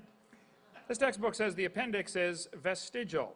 This is ludicrous, okay? This is a lie. The appendix is not vestigial. You do need your appendix, okay? The appendix is part of your immune system. It's true you can live without it. You can also live without both your legs and both your arms and both your eyes. That doesn't prove you don't need them, okay? If your appendix is taken out, you have a much better chance of getting quite a few diseases, and something else in the immune system has to work harder. It's like losing a finger. You can still have a grip, but now the rest of the fingers have to work harder. If somebody tells you the appendix is vestigial, they are either confused about their anatomy or they're lying to you, but it's not true. This textbook says the whale has a vestigial pelvis. This is one that he brought up earlier about the whale having a vestigial pelvis. Now, hold on a minute. National Center for Science Education is funded by Andrew Carnegie's grant. He loved the evolution theory. The National Center for Science Education, who all of them refused to debate me 2 weeks ago when I was at Berkeley. They teach the people that cows evolved to whales, bossy to blowhole. Well, here's their evidence. Whales have a vestigial pelvis and leg bone that serve no purpose. Just imagine the hind limb bones that have no function, the textbook says. Imagine whales walking around. It's true. Here's the bones they're talking about right there. You can see them at your Los Angeles Museum right down the road here. Those are the bones. Yes, just imagine the whale walking around. This textbook says the whale's pelvis is located far from the vertebra and has no apparent function. The whale's pelvis is evidence of its evolution from four-legged land-dwelling mammals. This is a lie. Those bones are anchor points that special muscles attach to. And without those special bones and those special muscles, the whales cannot reproduce. Male and female whales have different bones in that region to support different muscles for different reasons. This has nothing to do with walking on land. It has to do with getting baby whales. Okay? So the people that are writing this in the textbooks are either ignorant of whale anatomy or they're lying trying to push their theory. I hope they're just ignorant. That we can fix. If they're lying, they ought to get a different job picking peaches or changing tires. They got no business taking tax dollars to lie to the kids coming through their class. It says these bones resemble those of other mammals, but they are weakly developed in the whale and have no apparent function. This is a college biology book. This guy ought to be fired. He doesn't understand his whale anatomy. They're teaching this stuff like it's some kind of fact. Is this a university to get educated, or are you just getting indoctrinated in a theory? Okay? They say ambulocetus, pictured here, is mostly imagination. The dark bones are the only ones actually found. Ambulocetus is not a missing link. Ambulocetus is just a few fragments of bone. How about B.J. Stahl, Vertebrate History, Dover publisher, said the Basilosaurus is not an intermediate. He said the Archaeocetes could not possibly have been ancestral to any of the modern whales. Pakicetus, shown here, all they found was one piece of a skull, a small piece of jaw, and a few teeth. That's enough to know it used to be a whale? You've got to be kidding. Now here you are, Skeptic Magazine. Why aren't you skeptical of a claim like that? No pelvic bones were found, and little is known about the tail, but the authors are certain the feet were enormous. As such, Ambulocetus represents a critical intermediate. This is pure propaganda, okay? We could talk all day about the whale anatomy. He mentioned about the snake. I happen to have a 15.5-foot python snake skin in my museum in Pensacola, Florida. If you look at the south end of that python, you will see it has two little bitty claws. Those claws are attached to little tiny bones going up inside the snake's body. That's a fact, okay? They have them. Textbook says these are rudimentary hind legs of a python snake. He mentioned that earlier, that the snake pelvis is evidence for evolution. Look, those little claws and those little bones have nothing to do with walking on land. The snakes use those claws in mating, okay? They don't have any arms, right? And they can't talk. They can't talk and say, "Squirt over, honey," okay? This has nothing to do with walking on land. So the people that are saying the snake has a vestigial leg are ignorant of snake anatomy or are lying trying to push a theory off. Okay, but it's not true. They use those bones and those little muscles. This textbook says humans have a tailbone that is of no apparent use. It says the vestigial tailbone in humans is homologous to the functional tail of other primates. Thus, vestigial structures can be viewed as evidence for evolution. You can rewind the tape and see that's what he said in his opening comments. One of the evidences for evolution is vestigial structures. I would like to point out, Your Honor, vestigial structures is losing something, not gaining something. How can that be evidence for evolution? How did you get it to begin with? Secondly, the tailbone is not vestigial. One guy told me, he said, up at Berkeley, he said, "I think the tailbone is vestigial." I said, "Well, I taught biology and anatomy. I happen to know there are 9 little muscles that attach to the tailbone, without which you cannot perform some valuable functions. I won't tell you what they all are, but trust me, you need those muscles. Get your Gray's Anatomy." Now, if you believe the tailbone is vestigial, then I will pay to have yours removed. Okay? Bend over. This textbook says the coccyx is a small bone at the end of the human vertebral column. It has no present function and is thought to be the remainder of bones that once occupied the long tail of a tree-living ancestor. Either these authors are ignorant of anatomy or they're lying. I don't see another option, okay? If you know of one, please let me know. But it's not true that they're vestigial. And even if there were vestigial structures, that is the opposite. He mentioned that the human eye is poor design because the blood vessels are in front of the rods and cones. Well, the fact of the matter is, we live in the air, okay? Air is a poor insulator for UV light. Your body's last defense against ultraviolet light is a layer of blood vessels in front of the retina to protect the rods and cones from UV light. Some people say octopus. One atheist I debated in New York said octopus have a much better eye because their blood vessels are behind the retina. Ours are wired backwards. It's poor design. I said, well, sir, octopus live in the water. Okay? Water blocks UV light. They don't need their blood vessels in front. So if you want to swap eyes with an octopus, you just go ahead, but you're going to be blind in a few days. We're designed for living in the air, and they're designed for living in the water. And I think the eye is incredibly designed. At 51, mine are starting to fade a little bit, but hey, that's expected, okay? That's an example we used to be much better. Things are getting worse. That's the second law of thermodynamics. Things are falling apart. Let's see. He mentioned that when he got through Pepperdine, he went off to graduate school and decided he got to think. To me, that implies that if you don't believe in evolution, you're not thinking.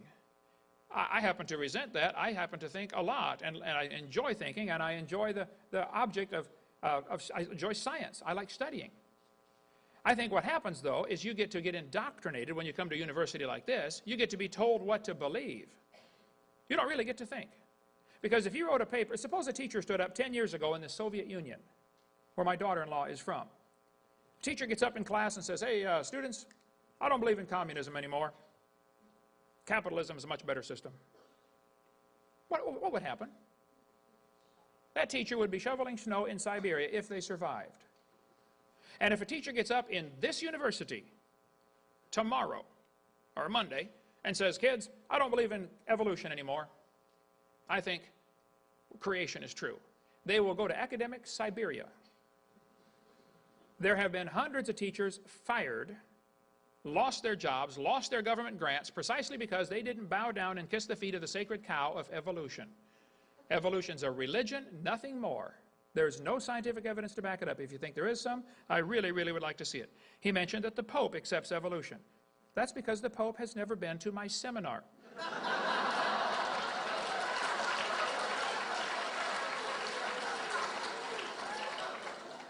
And I don't care what the Pope believes on any subject, okay? I care what does the Bible say and what does science teach us. He mentioned in his opening comments that Answers in Genesis, Ken Ham, disagrees with me on most subjects. That is absolutely not true. I know Ken Ham well. I've met with him several times, talked to him numerous times. He and I disagree on a couple of little things. We agree on 99% of the things, and on the other 1%, he's wrong, I'm right, but it's real simple. Okay? But I sell his books and support his ministry, and I think you're simply wrong if you think there's a vast disagreement there. Just little minor stuff that doesn't amount to nothing. He said this argument's only going on in America and New Zealand. Well, that's not true, first of all. I've spoken in, 32 countries now. This argument's going on every place. There are creationist organizations all over the place. And even if it was only going on in America, it still does, that's no evidence for one side or the other. The argument ought to be going on everywhere. And I'm thrilled this university would allow something like this to happen. I wonder how many teachers they have, how many courses do they offer here on biblical creationism, just to give the kids the other side. Go check your library. You'll find thousands of books about evolution. I bet you won't find 5 on creation, from the creation perspective. You may find some evolutionist wrote a book about creation, blasting it for some reason. Folks, is this an education do you get educated or do you get indoctrinated in places like this? I'm sick and tired of them lying to support their theory. Don't tell me about the vestigial structures.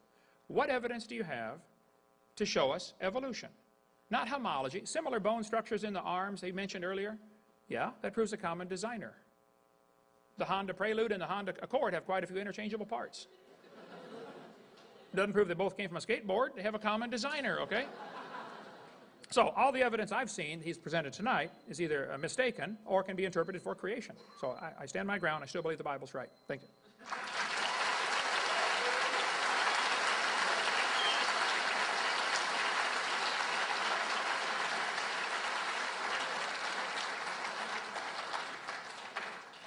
Okay, we're now to the closing arguments where each man gets 4 minutes.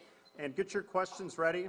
What I think would work well is at the end of Dr. Hovind's closing comments to pass them into the aisle, and someone will get them, and then we'll take a 5-minute break and do question and answer. So get your questions written and start the closing argument. And then we throw the chairs. Okay, good. I only get 4 minutes. Okay, so this is an important concept to understand about explaining how things evolved. This was put forth in Darwin's time. It's called the problem of incipient stages. What good is half of a wing? You can certainly see what a fully developed wing is. What's the functional pathway to get to the end if by Darwinian evolution you have to go step by step gradually? Well, the answer is that it didn't come out with that end purpose in mind, because evolution doesn't look ahead. In fact, each of these particular structures had some other function along the way. In the end, then, they end up with a final function, which is different than the specific functions for each of those structures. So, for example, legs, obviously, their primary purpose is for walking. If they can also serve for grabbing your honey during lovemaking, well, then that's also fine. But that's a secondary function for which they were adopted for later uses. And who could disagree with that? And so let's say that the legs in snakes become afunctional later. It costs a lot of energy to support the structure, blood vessels, nerves, and so on to run legs. So it's simply more efficient to lose them and still use them for a secondary function later along the way, such as mating. Okay? So that's how that happens. This explains a lot of things. There's a lot of good research on that. In closing, the naturalistic way of explaining how the world works is used because it works. It gives us something to do when we're doing science. Doing supernaturalism, which is what Kent Hovind does and most creationists do, doesn't do anything. It doesn't give you anything. Again, all you've heard tonight are, I can't figure out how the evolutionists can explain this. I disagree with it. I don't think they've come up with an answer. Therefore, God did it. That's not an answer. That doesn't give us anything to do if you're going to do science. If you want to say, look, this is important to me because I happen to believe in my religion, I need to believe this particular tenet that the Bible is literally true. That's fine, but that's not science. The reason I told you that other people don't accept that is simply to show that that's not a particularly popular view. In fact, I think it's a fairly narrow view. The reason people believe in God, and I wrote a book on this, is primarily having to do with emotional, psychological, cultural, social, family reasons. The number one predictor of anybody's religiosity is their parents' religiosity, where they were born and what their influences were. And then peer groups, teachers, and so on. It has nothing to do with, boy, I lined up the evidence and I saw it was true and therefore I believed it. Almost nobody arrives at their beliefs for that reason. Same thing with political and social attitudes. Scientists, of course, are people and they're biased as well, but science has a really important built-in self-correcting machinery that drives it toward error correction and the elimination of bias. At least it's better than any other social system, as flawed as it may be. Science is not a religion. It's not even a noun. It's not a thing. It's a way of asking questions and answering them about the natural world. It's not anything more than that. It's not religion. It's a way of thinking. It's a verb. Think of science as a way to approach the world and answer claims and test answers and test questions and so on. In that sense, science is the best thing ever developed for understanding how the world works. Thank you.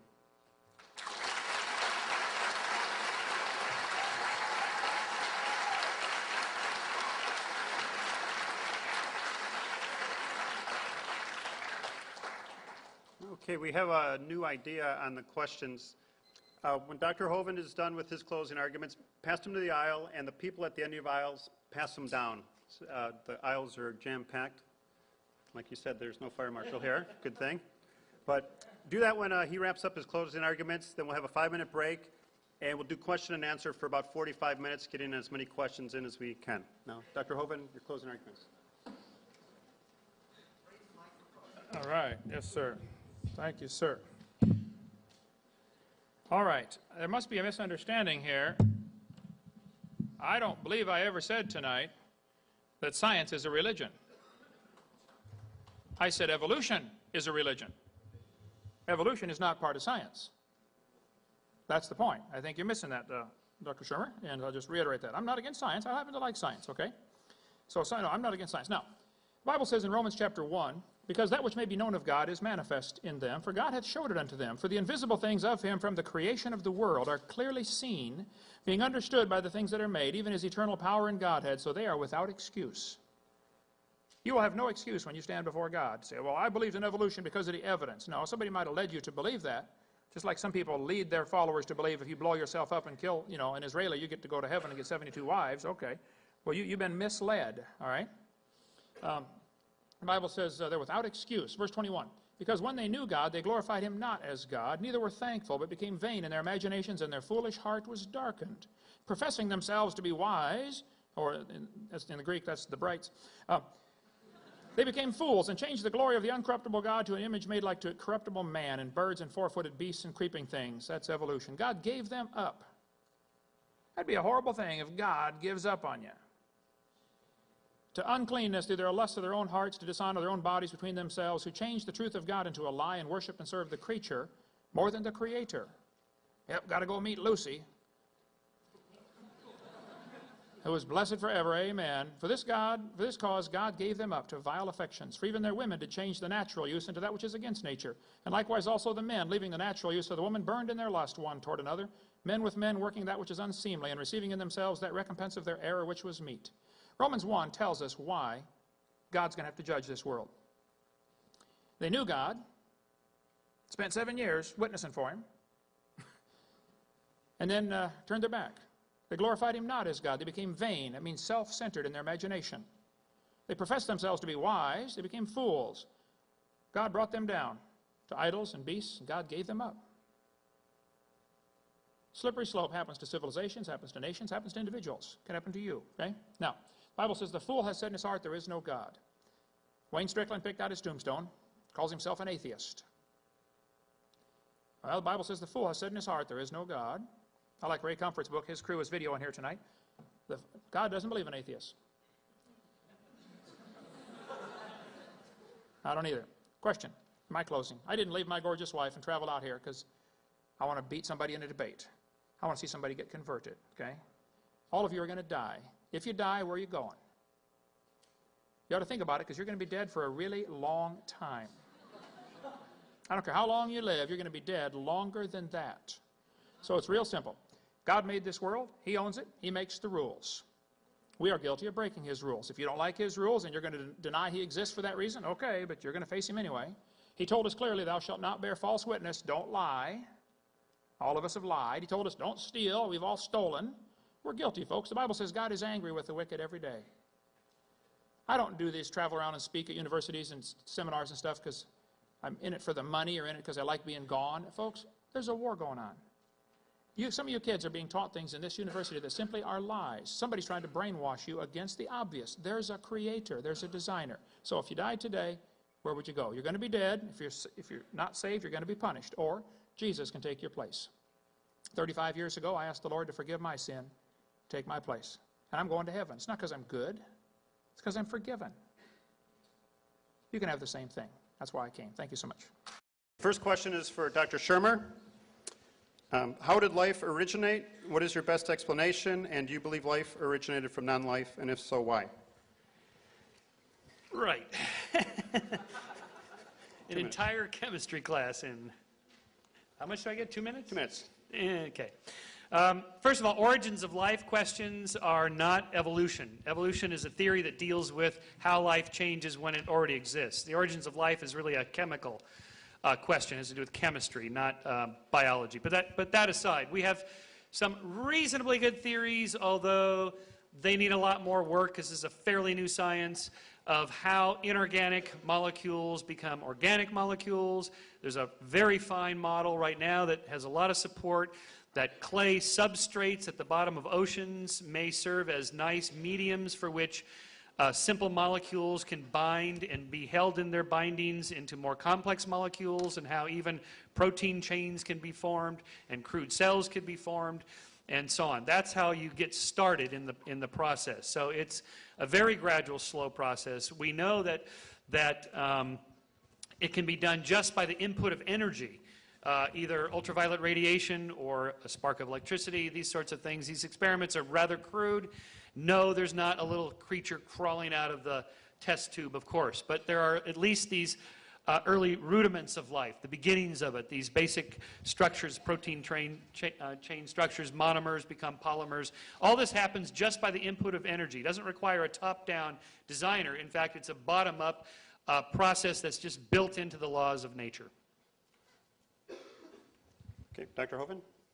I think the complexity of life is so great that there just simply had to be a designer. It's not possible to happen piece by piece.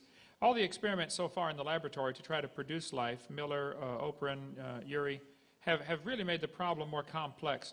In this picture here, they show they're using methane, ammonia, water vapor, and hydrogen. Notice they exclude oxygen. They call it a reducing atmosphere because they know if there's any oxygen, it'll oxidize whatever tries to get together. All they've been able to do so far is get a few little amino acids, which is kind of like getting a few letters of the alphabet by randomly dropping toothpicks, okay? That can happen, I agree. You could drop toothpicks and make letters of the alphabet, but that would not explain how you get an entire book. And the difference from a few amino acids to one living cell is like the difference between a few letters of the alphabet and a whole book. It's just orders of magnitude. Now, if he wants to believe that, he can believe that, but again, he's left science and gone to religion. And if he says evolution only deals with after life is here, then he doesn't have a coherent theory because he needs to have something all the way back to the beginning, in my opinion. So that was it already? Watch my video number 4 on the table back there for more on that. Okay, question for Dr. Hovind. What is your strongest piece of evidence for creation? I think the evidence for creation would be the absolute impossibility of the contrary. If we were walking down the highway or walking down the road and we saw a swimming pool in somebody's backyard and you can see the waves splashing out the top a little bit, and I said, I think that pool only has water in the top foot, the rest is air underneath. Without even going to examine it, the other person would say, that's silly. It's impossible that there not be water all the way to the bottom. That's the nature of things. Okay? It is impossible that there not be a designer. Everything is just so incredibly complex, there had to be a creator. If you're walking through the woods and you find a painting hanging on a tree, you automatically conclude there was a painter. Even if you don't see any footprints, you don't see the person who made it, there had to be a painter. If you're walking through the woods and you find a building, you don't see any footprints, you don't see any people, you still conclude there was a builder. And if you see a creation, you conclude there was a creator. So I think two things. I would say the design in nature is impossible to explain without a designer. And the idea of creation is true because of the impossibility of the contrary. It is impossible that there not be a creator for something like this. Rebuttal? Yeah, I think that says it all. It gets right back to my first slide. I think you should be more explicit here in step 2. Then a miracle occurs. Kent Hovind's answer to what's the best piece of evidence you have for the creation is the impossibility of the contrary. So all he's got is, I don't believe your explanation, therefore the default is my explanation. That's not an answer. That doesn't say anything. That's not any positive evidence in support of a position. Okay. The first law of thermodynamics says matter and energy is neither created nor destroyed. How do you account for the origin of matter and energy, and is your answer scientific? Would that be me? Yes. Yeah, okay. 2 minutes. Oh, I see. We're doing that back and forth thing. Operators are standing by for my tape. Oh, no. Well, this is standard. Doesn't evolution violate the second law of thermodynamics? No, of course it doesn't, because if you have input into a system of energy, such as the sun, then you get a reversal of entropy. That is, you get energy input, you get an increase in complexity and so forth, as long as the energy keeps coming in. Once the energy dissipates, then you get an increase in entropy. So then, okay, but what about the whole universe? And then we're going to end up back at these kind of ultimate questions. Well, then where did the universe come from, and where did the energy that created the Big Bang come from, and so on and so forth. And then we're back into questions that are sort of only quasi-scientific or kind of metaphysical, which we can speculate on, but that isn't really a part of science. We, with science, have to work on what we have. The second law of thermodynamics, I'm amazed anybody ever brings that up anymore. That's just kind of a non-issue for us anymore. Okay, I disagree strongly. I think the second law is a very valid argument against evolution. The second law tells us basically everything's falling apart, okay? The Bible teaches that clearly. Everything is waxing old like a garment. Here's Sue at 20. Here she is at 90. Here she is at 3,000, okay? Now, the evolutionists will say you can overcome the second law by adding energy. This is ludicrous. Adding energy is destructive unless there's something to utilize the energy. The Japanese added a whole bunch of energy to Pearl Harbor one day. They didn't organize anything, okay? We returned the favor a few years later and added energy to a couple of their cities and didn't organize a thing for them. Adding energy is destructive unless there's something to use the energy. It's true the sun adds energy to the earth, but it's going to destroy the roof on your house, not build it. The sun's energy is going to destroy your entire house. It's going to destroy the upholstery on your car. It's going to destroy the roof on your car. It's going to destroy the paint job on your car. There's only one thing that can use the sun's energy. By the way, the moon gets the same energy we do, okay? It doesn't make anything up there. The sun's energy is added to the earth, and chlorophyll is able to capture it and use it. So it's a silly argument to say, all you got to do is add energy and that'll fix it. That is simply silly, not true. Okay.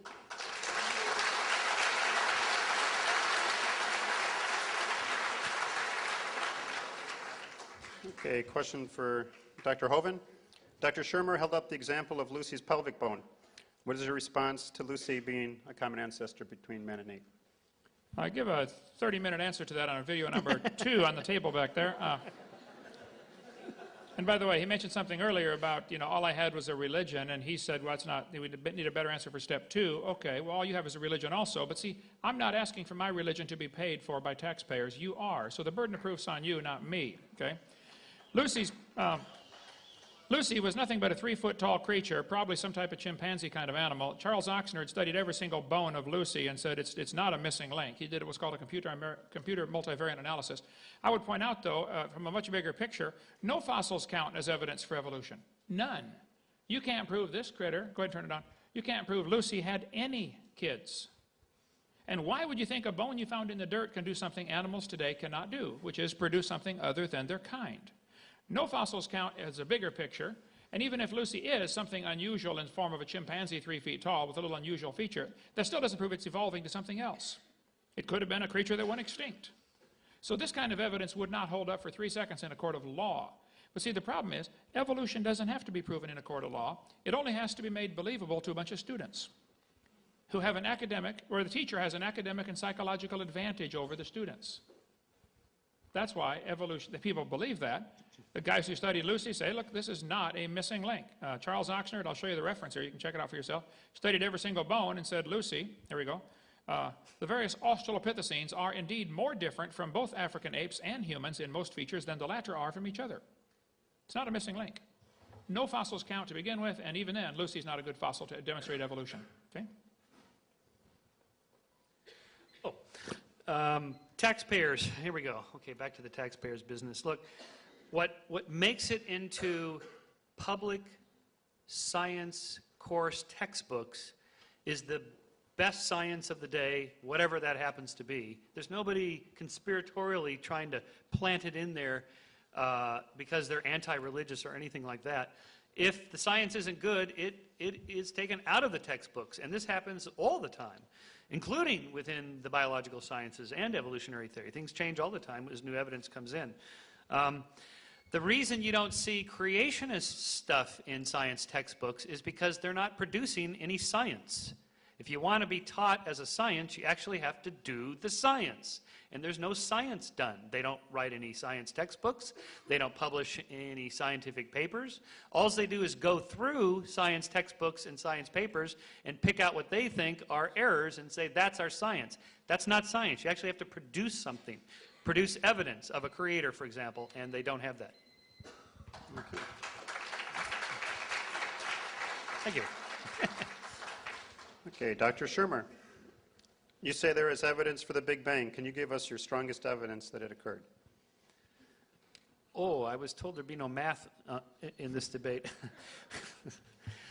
Well, okay, so this really has nothing to do with evolution. This is a whole different theory. And the larger problem here is that Kent Hovind and so many people have a misinterpretation of what science is. They think of it as the physics lab experiment as the model of what science is. So much of science is inference. So much of it is inferring from different pieces of data, sequences. So much of the historical sciences are not anything at all like a physics experiment. So when you say, well, the Earth is only 6,000 years old or whatever, well, look, this is going to throw out all of cosmology, astronomy, chemistry, biochemistry, geology, historical geology, paleontology, archaeology. Don't think this has to do with evolutionary theory. All of science is completely wrong if he's right. There's no point of having any science. He says he's pro-science. He's completely anti-science because if he's right, it all goes out the window. So in terms of the Big Bang, well, there's a whole series of pieces of evidence that have to do with how explosions occur, what kinds of elements you would expect to find the most of if this explosion occurred, and we do find them. Again, I said the Big Bang was debated for many decades, and lots of people didn't accept it. A lot of hardcore scientific skeptics didn't believe it until the evidence amounted so much that it just became inevitable to accept it. Well, the sky is falling is what he's trying to say, folks. If we believe in creation, everything's going to fall apart. I mean, all the sciences have to be thrown out. That's ludicrous. All the branches of science were started by creationists. The evolution theory has done nothing for the advancement of science. That's not why we put a man on the moon. That's not why you can do open heart surgery. Evolution is a useless theory, even if it's true. It is absolutely useless as far as science goes. You don't have to believe in creation or evolution to study science. You can learn about the biceps, the triceps, the deltoid, and all the different muscles of the body, and never get into origins. It doesn't matter. No doctor doing surgery cares at all about evolution while he's cutting somebody's heart out to replace it. It's a useless theory. And then there is no advancement in modern science from this evolution theory. The Big Bang theory, I think, is a great hindrance to, and many other theories about evolution are a great hindrance to science. There's all kinds of evidence against the Big Bang. The counter-rotation of at least 2 planets, Venus and Uranus. At least 8 of the 91 known moons are spinning backwards. Some whole galaxies are spinning backwards. 3 planets have moons going both directions at the same time. This can't happen with Big Bang. You need to study some physics on that one. Thank you.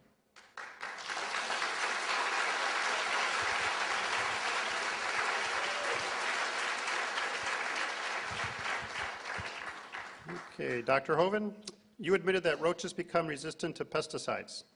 Please defend your stance that this is not a beneficial mutation for their kind. Roaches become resistant to pesticides because some of the roaches in that population already had a resistance. When they dug up some of the guys that tried to find the Northwest Passage, we can shut it down, I don't have a slide ready for this. There were guys that froze to death trying to find the Northwest Passage up in Canada years ago. When they dug up and did an autopsy on them, they find some of them were resistant to penicillin. Well, that's interesting. Penicillin hadn't been invented yet. See, there are some people that already have a resistance to certain things in their system. So let's say you got 1,000 roaches and 5 of them have a resistance to a certain pesticide because of whatever reason. Okay, you put that pesticide down, it kills all but those 5. Those 5 then become the grandparents of everybody else, so the new roach population, and now you get a whole population of, resistant roaches. That happens. It is still a roach. It is only something already in the gene code that was selected. You selected for that particular thing to survive. In this case, artificial selection instead of natural selection. That is not a process that's adding information, and it's not a process that's going to turn a rock to a human. In 20 bazillion years, it's not going to happen. Okay, well, I'm not a big expert on cockroaches, although I like the hammer part. But these are fine examples of what we would call microevolution. The question is, how do we go from microevolution to macroevolution? One of the difficulties almost everybody has with this concept is that we evolved to consider ourselves in terms of time frames of years or decades, and it's hard to conceive of thousands of years or tens of thousands or hundreds of thousands of years. It just seems, impossible. It's counterintuitive. Yet there it is in the evidence, and so it makes it hard to grasp. We see the changes. We see the dogs changing in the course of 15,000 years, humans in the course of 150,000 years, with all the variety we have today. There it is. It's in the genes. It's in the fossils. It's corroborated across all these different independent lines of inquiry. It's the power of genetic variation and selection, which is a bottom-up designer. Okay. Okay. Now, this was a question directed to you. What would you say is the creationist's strongest argument for the existence of God? Oh, okay. This is like on your application to graduate school. It says, what's your weak point? I always put like chocolate. I study too hard. Something like that. I actually think that the best arguments creationists have today for inferring design in nature are probably those of William Dembski, maybe, with the irreducible complexity of complex structures like the flagellum and so on. We have terrific answers for these. This little debate has been going on for about 6 years now. But I think those are the best arguments for inferring design, which has nothing to do with inferring God. In fact, they purposely say that that's not what they're trying to infer, although it's pretty obvious they are. But still, in terms of what's the best arguments for God herself, I guess it would just be that it does look like the universe is designed. And in fact, let's just say it. It is designed. It's a kind of a jury-rigged, bottom-up designer, but that is a kind of design. So when people intuitively say, you know, it just looks designed, why don't we just say, well, yeah, that's right, because it is. In a way, not a top-down intelligent designer, a bottom-up tinkerer designer, designed nonetheless, so the inference, in a way, is correct. I think it's interesting. Evolutionists argue against design using arguments they designed. Think about that one. This is the book he's referring to, Michael Behe's book, Darwin's Black Box, excellent book, showing how complex living systems cannot evolve piece by piece. There are too many interconnecting parts. They depend on each other. He uses the illustration of a mousetrap with 5 basic parts. You have to have at least those 5 parts. You remove any more, it ceases to function. Your car has thousands of parts. Some it can live without, or run without. Some it simply cannot run without. The hair on the bacteria, for instance, has a little tiny motor that attaches to the bacteria that allows that thing to swim around. That motor is so tiny, 8 million of them would fit on the cross-section of a human hair. The motor turns 100,000 RPM forwards or backwards. Now, if you want to believe that happened by chance, you're welcome to believe that, but that's an incredibly complex little motor and really micro-miniaturized. Anybody who's done any work with computers knows the smaller you try to make it, the more problems you start to have, and that's why the cost goes up for a laptop instead of a desktop. So, no, I think there's evidence of design every place, even down to the micro level. Okay.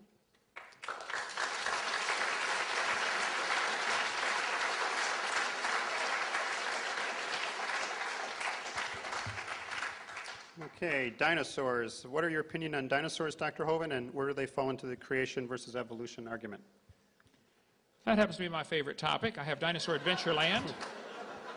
My website is Dr. Dino. My phone number is 479-DINO. I have dinosaurs on my tie. I'm sick and tired of the evolutionists using dinosaurs to teach kids that they lived millions of years ago. The fact of the matter is that they were called dragons all through history. The word dinosaur was just made up in 1841. These creatures have always lived with man. There are thousands and thousands of legends and cave drawings and artwork, and video number 3 on the table back there covers all that. Dinosaurs have lived with man all through history. They simply called them dragons. The Bible says before the flood came, the people lived to be 900 years old. Well, reptiles never stop growing. Even today, they don't stop growing. Most species don't. So in the pre-flood conditions, the reptiles would grow to be gigantic. They were dinosaurs living with Adam and Eve. Then Noah took them on the ark. Probably babies. Just be sure to get a pink one and a blue one. And after the flood, people killed them, and all through history there are stories of people killing dragons. And there could be a few still alive today. There have been thousands of sightings like Loch Ness Monster, Lake Champlain Monster, a dead one washed up on the beach in California, 1925, a dead plesiosaur. Fishermen watched it get killed. There are pictures on my website, and I have them here, but I don't have time to get them up because I have 7,000 slides. So if you'd start asking the questions in the same order that I have the answer, it'd be a lot faster. Will do.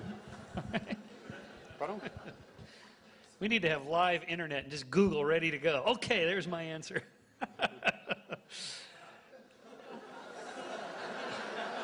Why do you suppose fish died in the flood? How do you explain that? All these ocean swimming dinosaurs died in the flood? Just all of a sudden couldn't swim? Are we supposed to believe this? Where in the geological record have you ever seen a dinosaur and a human together? You never have. This is an empirical test. This young lady is shaking her head. Yes, you have seen a dinosaur and a human together? Good. Come see me later. Okay.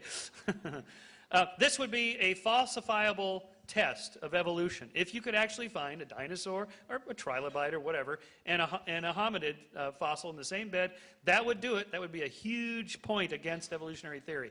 Has never been found.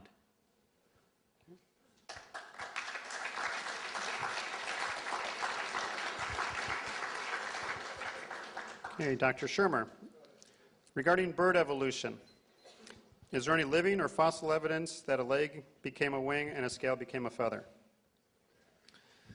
Yeah, good question. There's actually a fair amount of good evidence now for the evolution of birds from dinosaurs and the transition from scales to feathers and the transition from walking limbs to flying limbs. It operates in principle with the slide I put up with each part has a particular function that served some other purpose that in the end got co-opted for a different purpose. And the wing is a classic example, almost assuredly was once a thermodynamic regulator, a heat regulator, which then gets co-opted to use for something else later. Therefore, a half a wing has some purpose. In terms of the fossil record, it's pretty good now. We actually have quite a few transitional fossils from dinosaurs to birds. And there's a number of paleontologists that think today the dinosaurs are still living, not as dragons in the Bible. By the way, where are the unicorns that are referred to in the Bible? Where are those, either in the fossil record or today? I'd like to see one of those. Another one of those interesting tests that continues to get failed. So in terms of the paleontological record, it's pretty good. We have to remember that most beasties that die get eaten. They don't fossilize, hardly any fossilize. So it's an amazing fact that we have so many fossils that we do. It's an embarrassment of riches. Okay, I disagree strongly. Every one of the so-called evidences for dinosaurs turning to birds have been proven wrong. Archaeoraptor was listed as proof for evolution, the missing link. National Geographic, breaking news, we found the missing link. A couple of months later, oops, we got fooled. Some Chinese guy glued a bird tail on a reptile and sold it for $80,000 and the Smithsonian bought it. There's a Chinese smuggler that brought it in, a great embarrassment to modern paleontology from USA Today. We can go all day about that. The tail was added by an entrepreneurial Chinese farmer. Yep. Which one you want to talk about? Archaeoraptor, the little dino fuzz, they call it. We got plenty of stuff on that. Video number 4, folks, you need that one. This dino fuzz is not dino fuzz at all. It's just simply a chemical reaction that takes place as things fossilize, and it's been proven over and over. There's considerable body of evidence that these fossil traces known as dino fuzz have nothing to do with feathers, Alan Fiducia writes, and he believes in evolution. So you're mistaken about that. Thank you.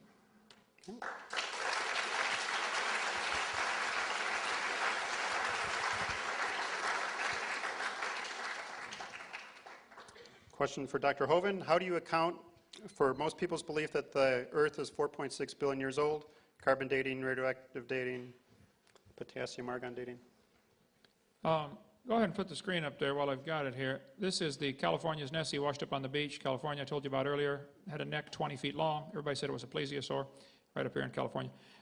As far as carbon dating, anybody who believes carbon dating works doesn't understand the problems associated with it. And it's not true to say the majority of people believe in evolution or believe the Earth is billions of years old. The majority of Americans do not believe the Earth is billions of years old.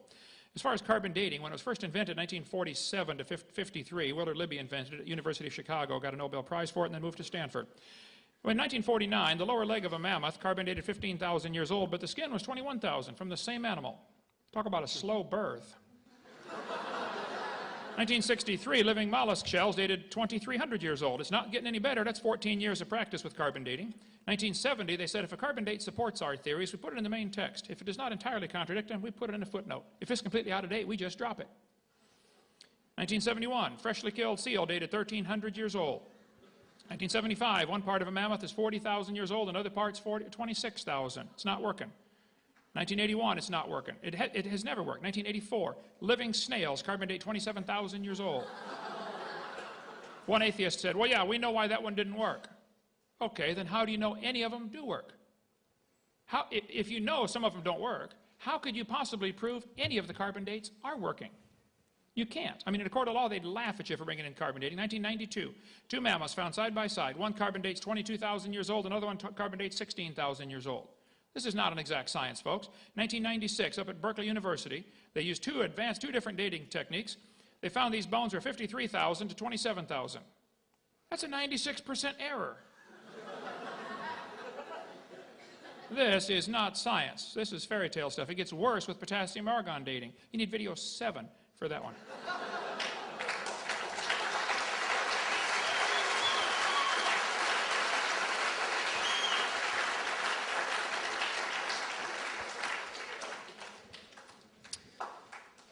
I wrote a book called Denying History. It's about the Holocaust deniers. Here's their reasoning. You know, those Holocaust historians used to say that there were 21 death camps. Now they're saying that there's only 6. See? They're wrong. There was no Holocaust. Holocaust historians used to say they gassed people at Dachau. Now they're saying they didn't gas people at Dachau. See? They didn't gas anybody anywhere. This is the same line of reasoning that the evolution deniers use as the Holocaust deniers. In fact, of course, everybody makes mistakes. Errors and fakes have nothing to do with the large body of knowledge to tell us what's actually true about history and the past. The fakes, by the way, and all these errors were exposed not by creationists, but by scientists, because scientists have integrity, and the science itself has a built-in self-correcting machinery that drives it toward better and more accurate facts.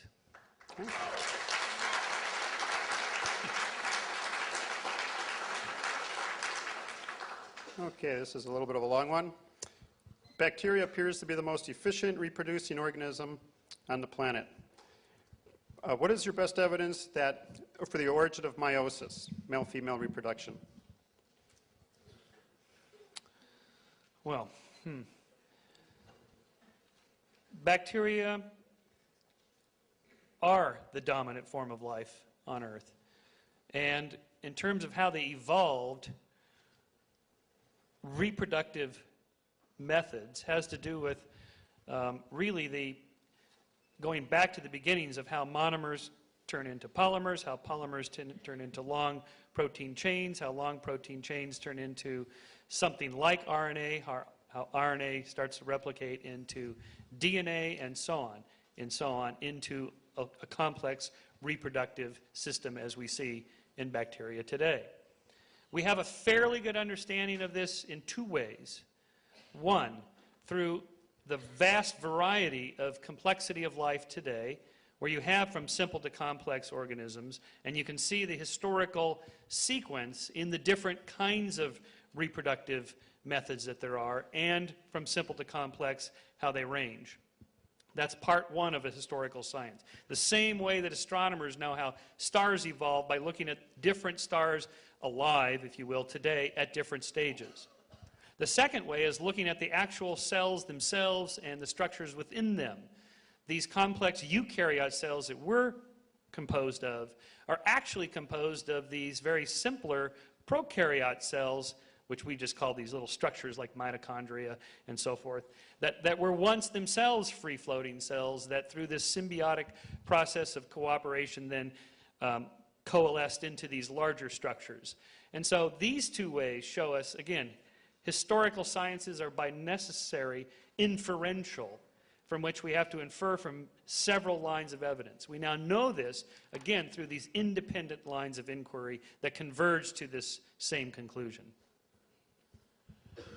Okay, that's a fairy tale, if I ever heard one, because it's here, it must have happened. That's like, you know, the motor slowly evolved to fit into the car, you know, they're like this. This is a misunderstanding and a gross oversimplification of how complex bacteria are. Bacteria are really complex. People say, don't bacteria become resistant to drugs? That's proof for evolution. Well, that's based on a misunderstanding, okay? Dr. Spetner points out, it's based on a misunderstanding, for the mutations that cause antibiotic resistance still involve information loss. For example, to destroy a bacterium, the antibiotic streptomycin attaches to a part of the bacterial cell called ribosomes. Mutation sometimes causes structural deformity in ribosomes.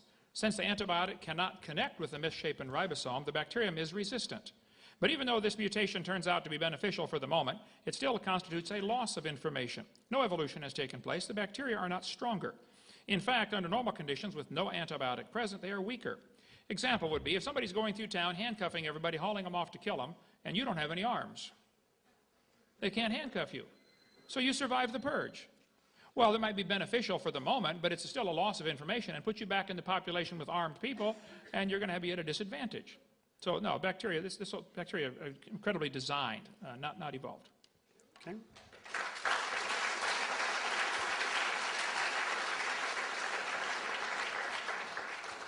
Question for Dr. Hovind. Please explain the claim that 97% of the DNA between humans and chimp are similar. Can you give me 10 seconds to get the slides up? And then I got 2 minutes. Okay. Yeah. DNA between humans and chimps is similar. The claim that the DNA is 97% similar is simply false, okay? It's about 95% according to the most, it used to say 98.6 in the textbooks. Here we go. Here, this textbook says 96% similar between orangutans and humans, 98% similar between chimpanzees and humans, proving a common ancestor 15 million years ago. Actually, Barney Maddox was the leading genome researcher on this project. He said, concerning the genetic differences, the genetic difference between human and his nearest relative, the chimpanzee, is at least 1.6%. That doesn't sound like much, but calculated out, that's a gap of 48 million nucleotides. And a change of only 3 nucleotides is fatal to an animal. There is no possibility of a change. Now they've discovered instead of 98% similar, it's only 95%. So there are millions and millions of differences. Now, if somebody wants to believe that proves common ancestor, they can believe whatever they want, but that's not common sense. I think it proves a common designer.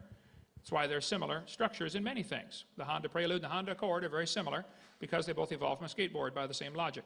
The idea that the DNA code is supposed to prove some kind of evolutionary relationship is ludicrous, okay? The DNA code is so incredibly complex to begin with. I could point out that Microsoft PowerPoint and Microsoft Word have millions of exact lines of code. I mean, they're identical. I can click spell check in Word and I can click spell check in PowerPoint, get the same results. That proves this all evolved from Morse code over billions of years.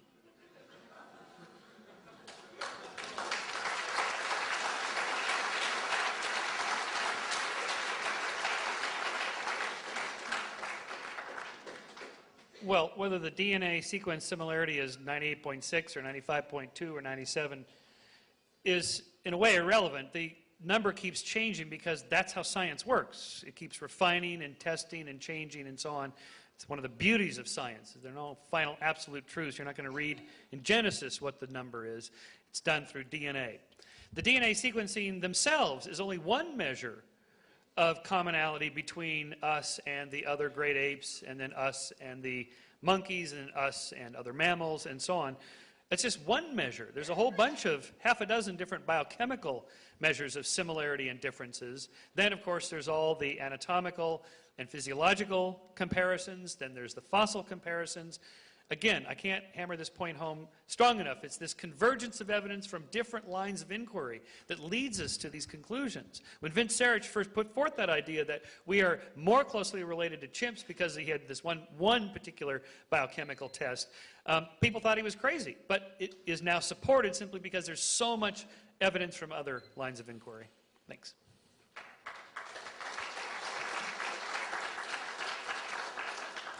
Okay, last 2-minute question for you.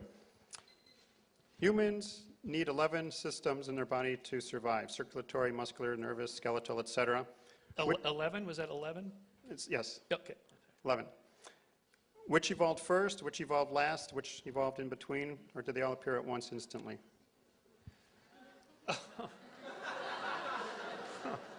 Oh, man. All right. This isn't even quite the right question because it infers that all systems had to be in place for the thing that we call human to be a human. But that's not how evolution works. It's not the 747 out of the junk pile of parts. That's not how it happens. It's this long, slow, gradual tinkering process. Circulatory systems, muscular systems, and so on.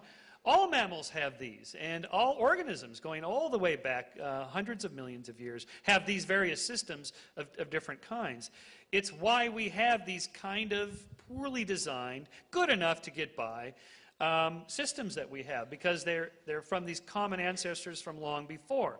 Our legs, the veins in our legs are okay. It would be nice if there were more valves and they were a little stronger, because with bipedalism you have more blood pressure from top to bottom than if you're a quadruped. But we began as a quadruped, so we're stuck with the veins and valves that we have that have been slightly modified and improved.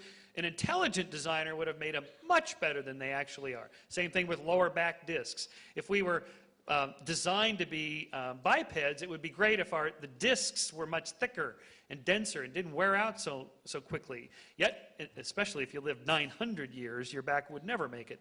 But we weren't designed by an intelligent designer. We used to be quadrupeds. There was far less pressure on the lower spine than there is now. That's what I mean by this bottom-up tinker. It works fairly well. We get by fairly well, but not in any kind of incredible, omniscient, perfectly designed structure, which is what you would expect from a top-down designer. What you actually see is perfect evidence of a bottom-up tinker called evolution.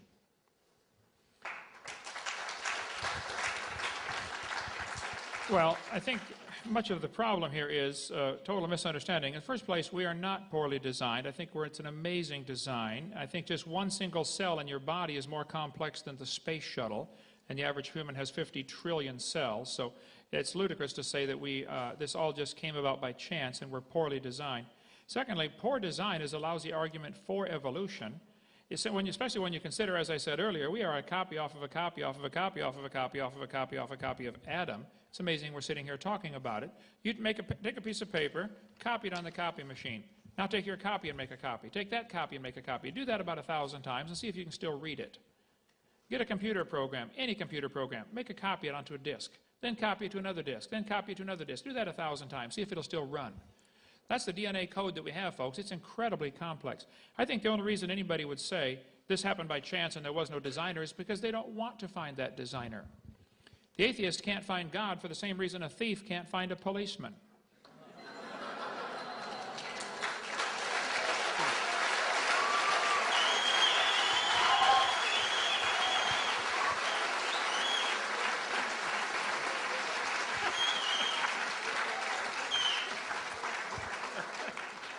Okay, last question for Dr. Hovind. Why do you believe creation science is not taught in the public schools? Well, first place, it is taught in thousands of public schools. There's never been a law against teaching creation science. There were two states that passed laws to require creation be taught, Arkansas and Louisiana. The court struck both of those down, wisely, I suppose, because if you passed a law that said teachers are required to breathe, they would strike that down too, okay? You can't require somebody breathe, and you can't require they teach creation. They never said you couldn't teach creation, and quite the opposite is true. The courts have ruled consistently you can teach it if you want, but it cannot be required. I cover that in all the court cases on video number 5 back there on the table. There are thousands of teachers that do teach creation. I teach creation. I go into public schools quite often and teach. We have public schools come visit our Dinosaur Adventureland, and we teach them creation. It's not a problem. There's no law against it. And I'm not against teaching evolution in schools either. As I said earlier, I'm against teaching lies in schools. Don't tell them you have a vestigial tailbone, or the snake has a vestigial pelvis, or the whale has a vestigial pelvis. Don't lie to the kids. I mentioned in Arkansas House Representatives Committee considering a bill in Arkansas to not buy textbooks with lies in it. We went through 30-some lies in the textbooks, and one of the representatives said, is it true all these things are lies? I said, yes, I went for 45 minutes. These are lies. One evolutionist got up afterwards and said, well, this is an anti-evolution bill. The representative said, evolution's not mentioned in this bill. This bill just says don't lie to the kids. And this evolutionist ACLU lawyer there said, well, all these things are used to support the evolution theory. Well, duh, if that's all you've got to support your theory is lies, get a new theory. That's the way science works. Be skeptical. When you got to use lies to support your theory, you ought to be skeptical of that, Michael. Come on now. You write an article on that. All right, let's be skeptical. Sure, let's do it. Okay. Sure, let's hear your new theory, Kent Hovind. What is the theory you have to offer to replace the scientific theory of evolution? The answer is no theory. There is no theory. No, I've got a the reason it's not taught in science classes is because it's not science. There's nothing to teach. If you got anything out of tonight, you heard there's nothing to teach. All you would do is say, God did it. Okay, what do you want to do for the rest of the hour and for the rest of the semester? There's nothing to teach. There's no science. If you want to teach it in Bible classes, fine. Religion classes, theology classes, fine. But there's nothing to teach. There's nothing to do. There is no science. That's why it's not taught. Okay. Well, this concludes our debate. Let's give him a round of applause.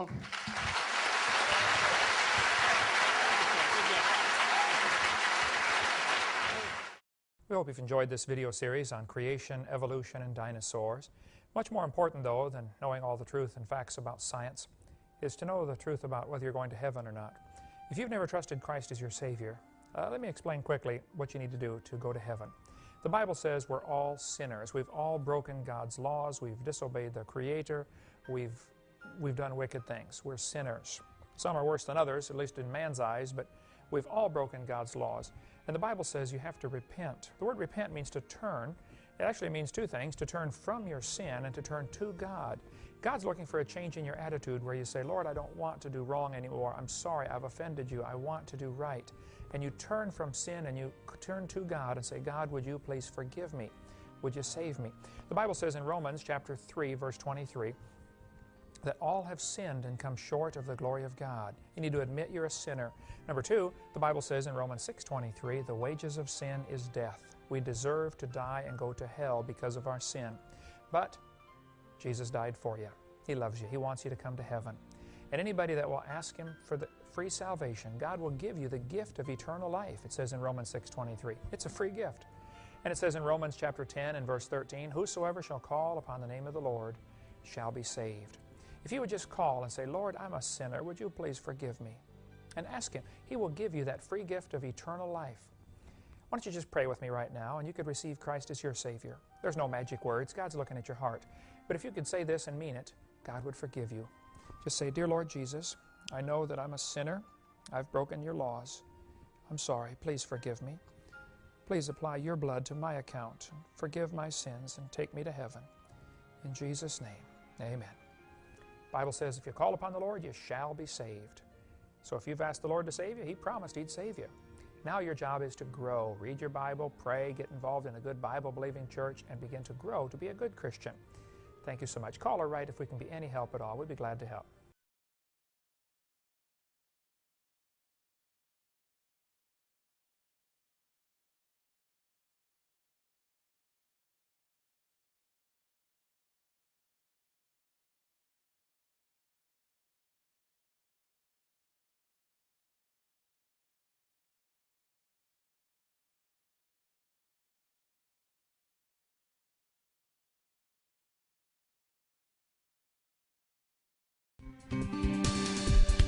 Do you want to know more about how to combat the godless theory of evolution? Creation Science Evangelism offers 4 great tools that help strengthen the faith of believers and win the lost to Christ. After 15 years of teaching high school science, Dr. Hovind began Creation Science Evangelism in 1989. We are a ministry that is dedicated to providing tools which will help you combat the evolution philosophy that is destroying the faith of millions every year. The first tool Creation Science offers is their powerful, life-changing video series. Over the last 12 years, well over 1 million videotapes of Dr. Hovind's seminar have circled the globe. They are reaping a harvest of souls for the kingdom of Christ, as well as helping restore the faith of many thousands confused by the evolution propaganda to which they've been subjected. These videos are available in English, Russian, French, Spanish, Japanese, and sign language. The Age of the Earth, first of the 7-part series, teaches that God created the universe about 6,000 years ago in 6 literal days. Could this be true? Can it be scientifically proven that the Earth is not billions of years old? This tape gives solid scientific evidence that the Earth is young and that the Bible is scientifically accurate. How did the environment of the original creation differ from ours today? And how would this allow men to live over 900 years? Can Christians have a good explanation for the existence of dinosaurs? Could some dinosaurs still be alive today? These and many more questions are covered in the 2nd and 3rd part of the series. Evolution has permeated public school textbooks with false and fraudulent information. This video exposes nearly 30 lies commonly found in textbooks. Every public school student, teacher, and school board member needs to watch part 4 of this series. Find out if you have been lied to in your textbooks. Discover the terrible difference evolutionary beliefs have made in the past as well as in recent history in our video number 5. Dictators throughout time have used their evolution-based philosophies to rationalize their brutal actions. Learn how evolution propaganda is being used today to prepare people for the New World Order. This is just a taste of all the information the 17-hour seminar series has to offer. Also available are college courses that expand on the seminars in great detail. For those who can handle a more confrontational atmosphere, our debate series is just for you. I said, now, Mr. Patterson, if you think the tailbone is vestigial, I, Kent Hovind, will pay to have yours removed. Dr. Hovind has debated a wide range of atheists and evolutionists all over the country. And you're sure to find these 12 debates very exciting. These would be perfect to present to that scientifically minded person who likes to argue their point.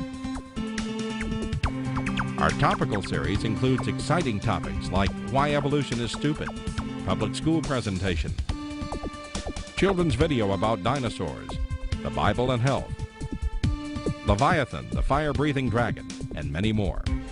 Creation science also offers a variety of visuals, like the longevity chart, which presents the entire lineage of Adam to Joseph as given in Genesis.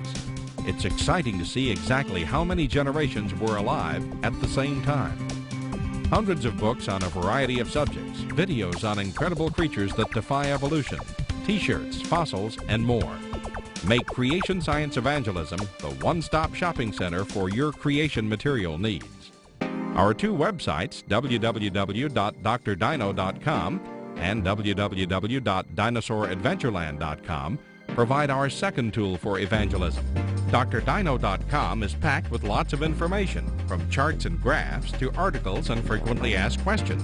This is also where you will find more information on all of the products CSE has to offer.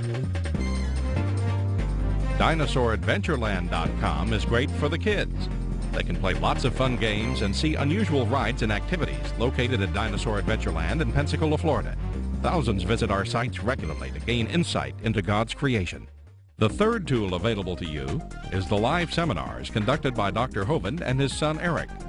Since 1989, Dr. Hovind has held seminars and debates in hundreds of churches, schools, and universities in 49 states and 30 foreign countries. His fast-paced, illustrated seminars cover diverse topics, such as evidence for a young Earth, how long Adam lived, dinosaurs living with man, where races came from, radiometric dating, and much more. Our fourth tool is the new, exciting Dinosaur Adventureland. Many thousands have come from all across America to visit our museum, creation bookstore, science center, and theme park, where God gets the glory for science. Our unusual swings, rides, and activities each have a science lesson as well as a spiritual lesson. Captivate everyone from age 4 to 94.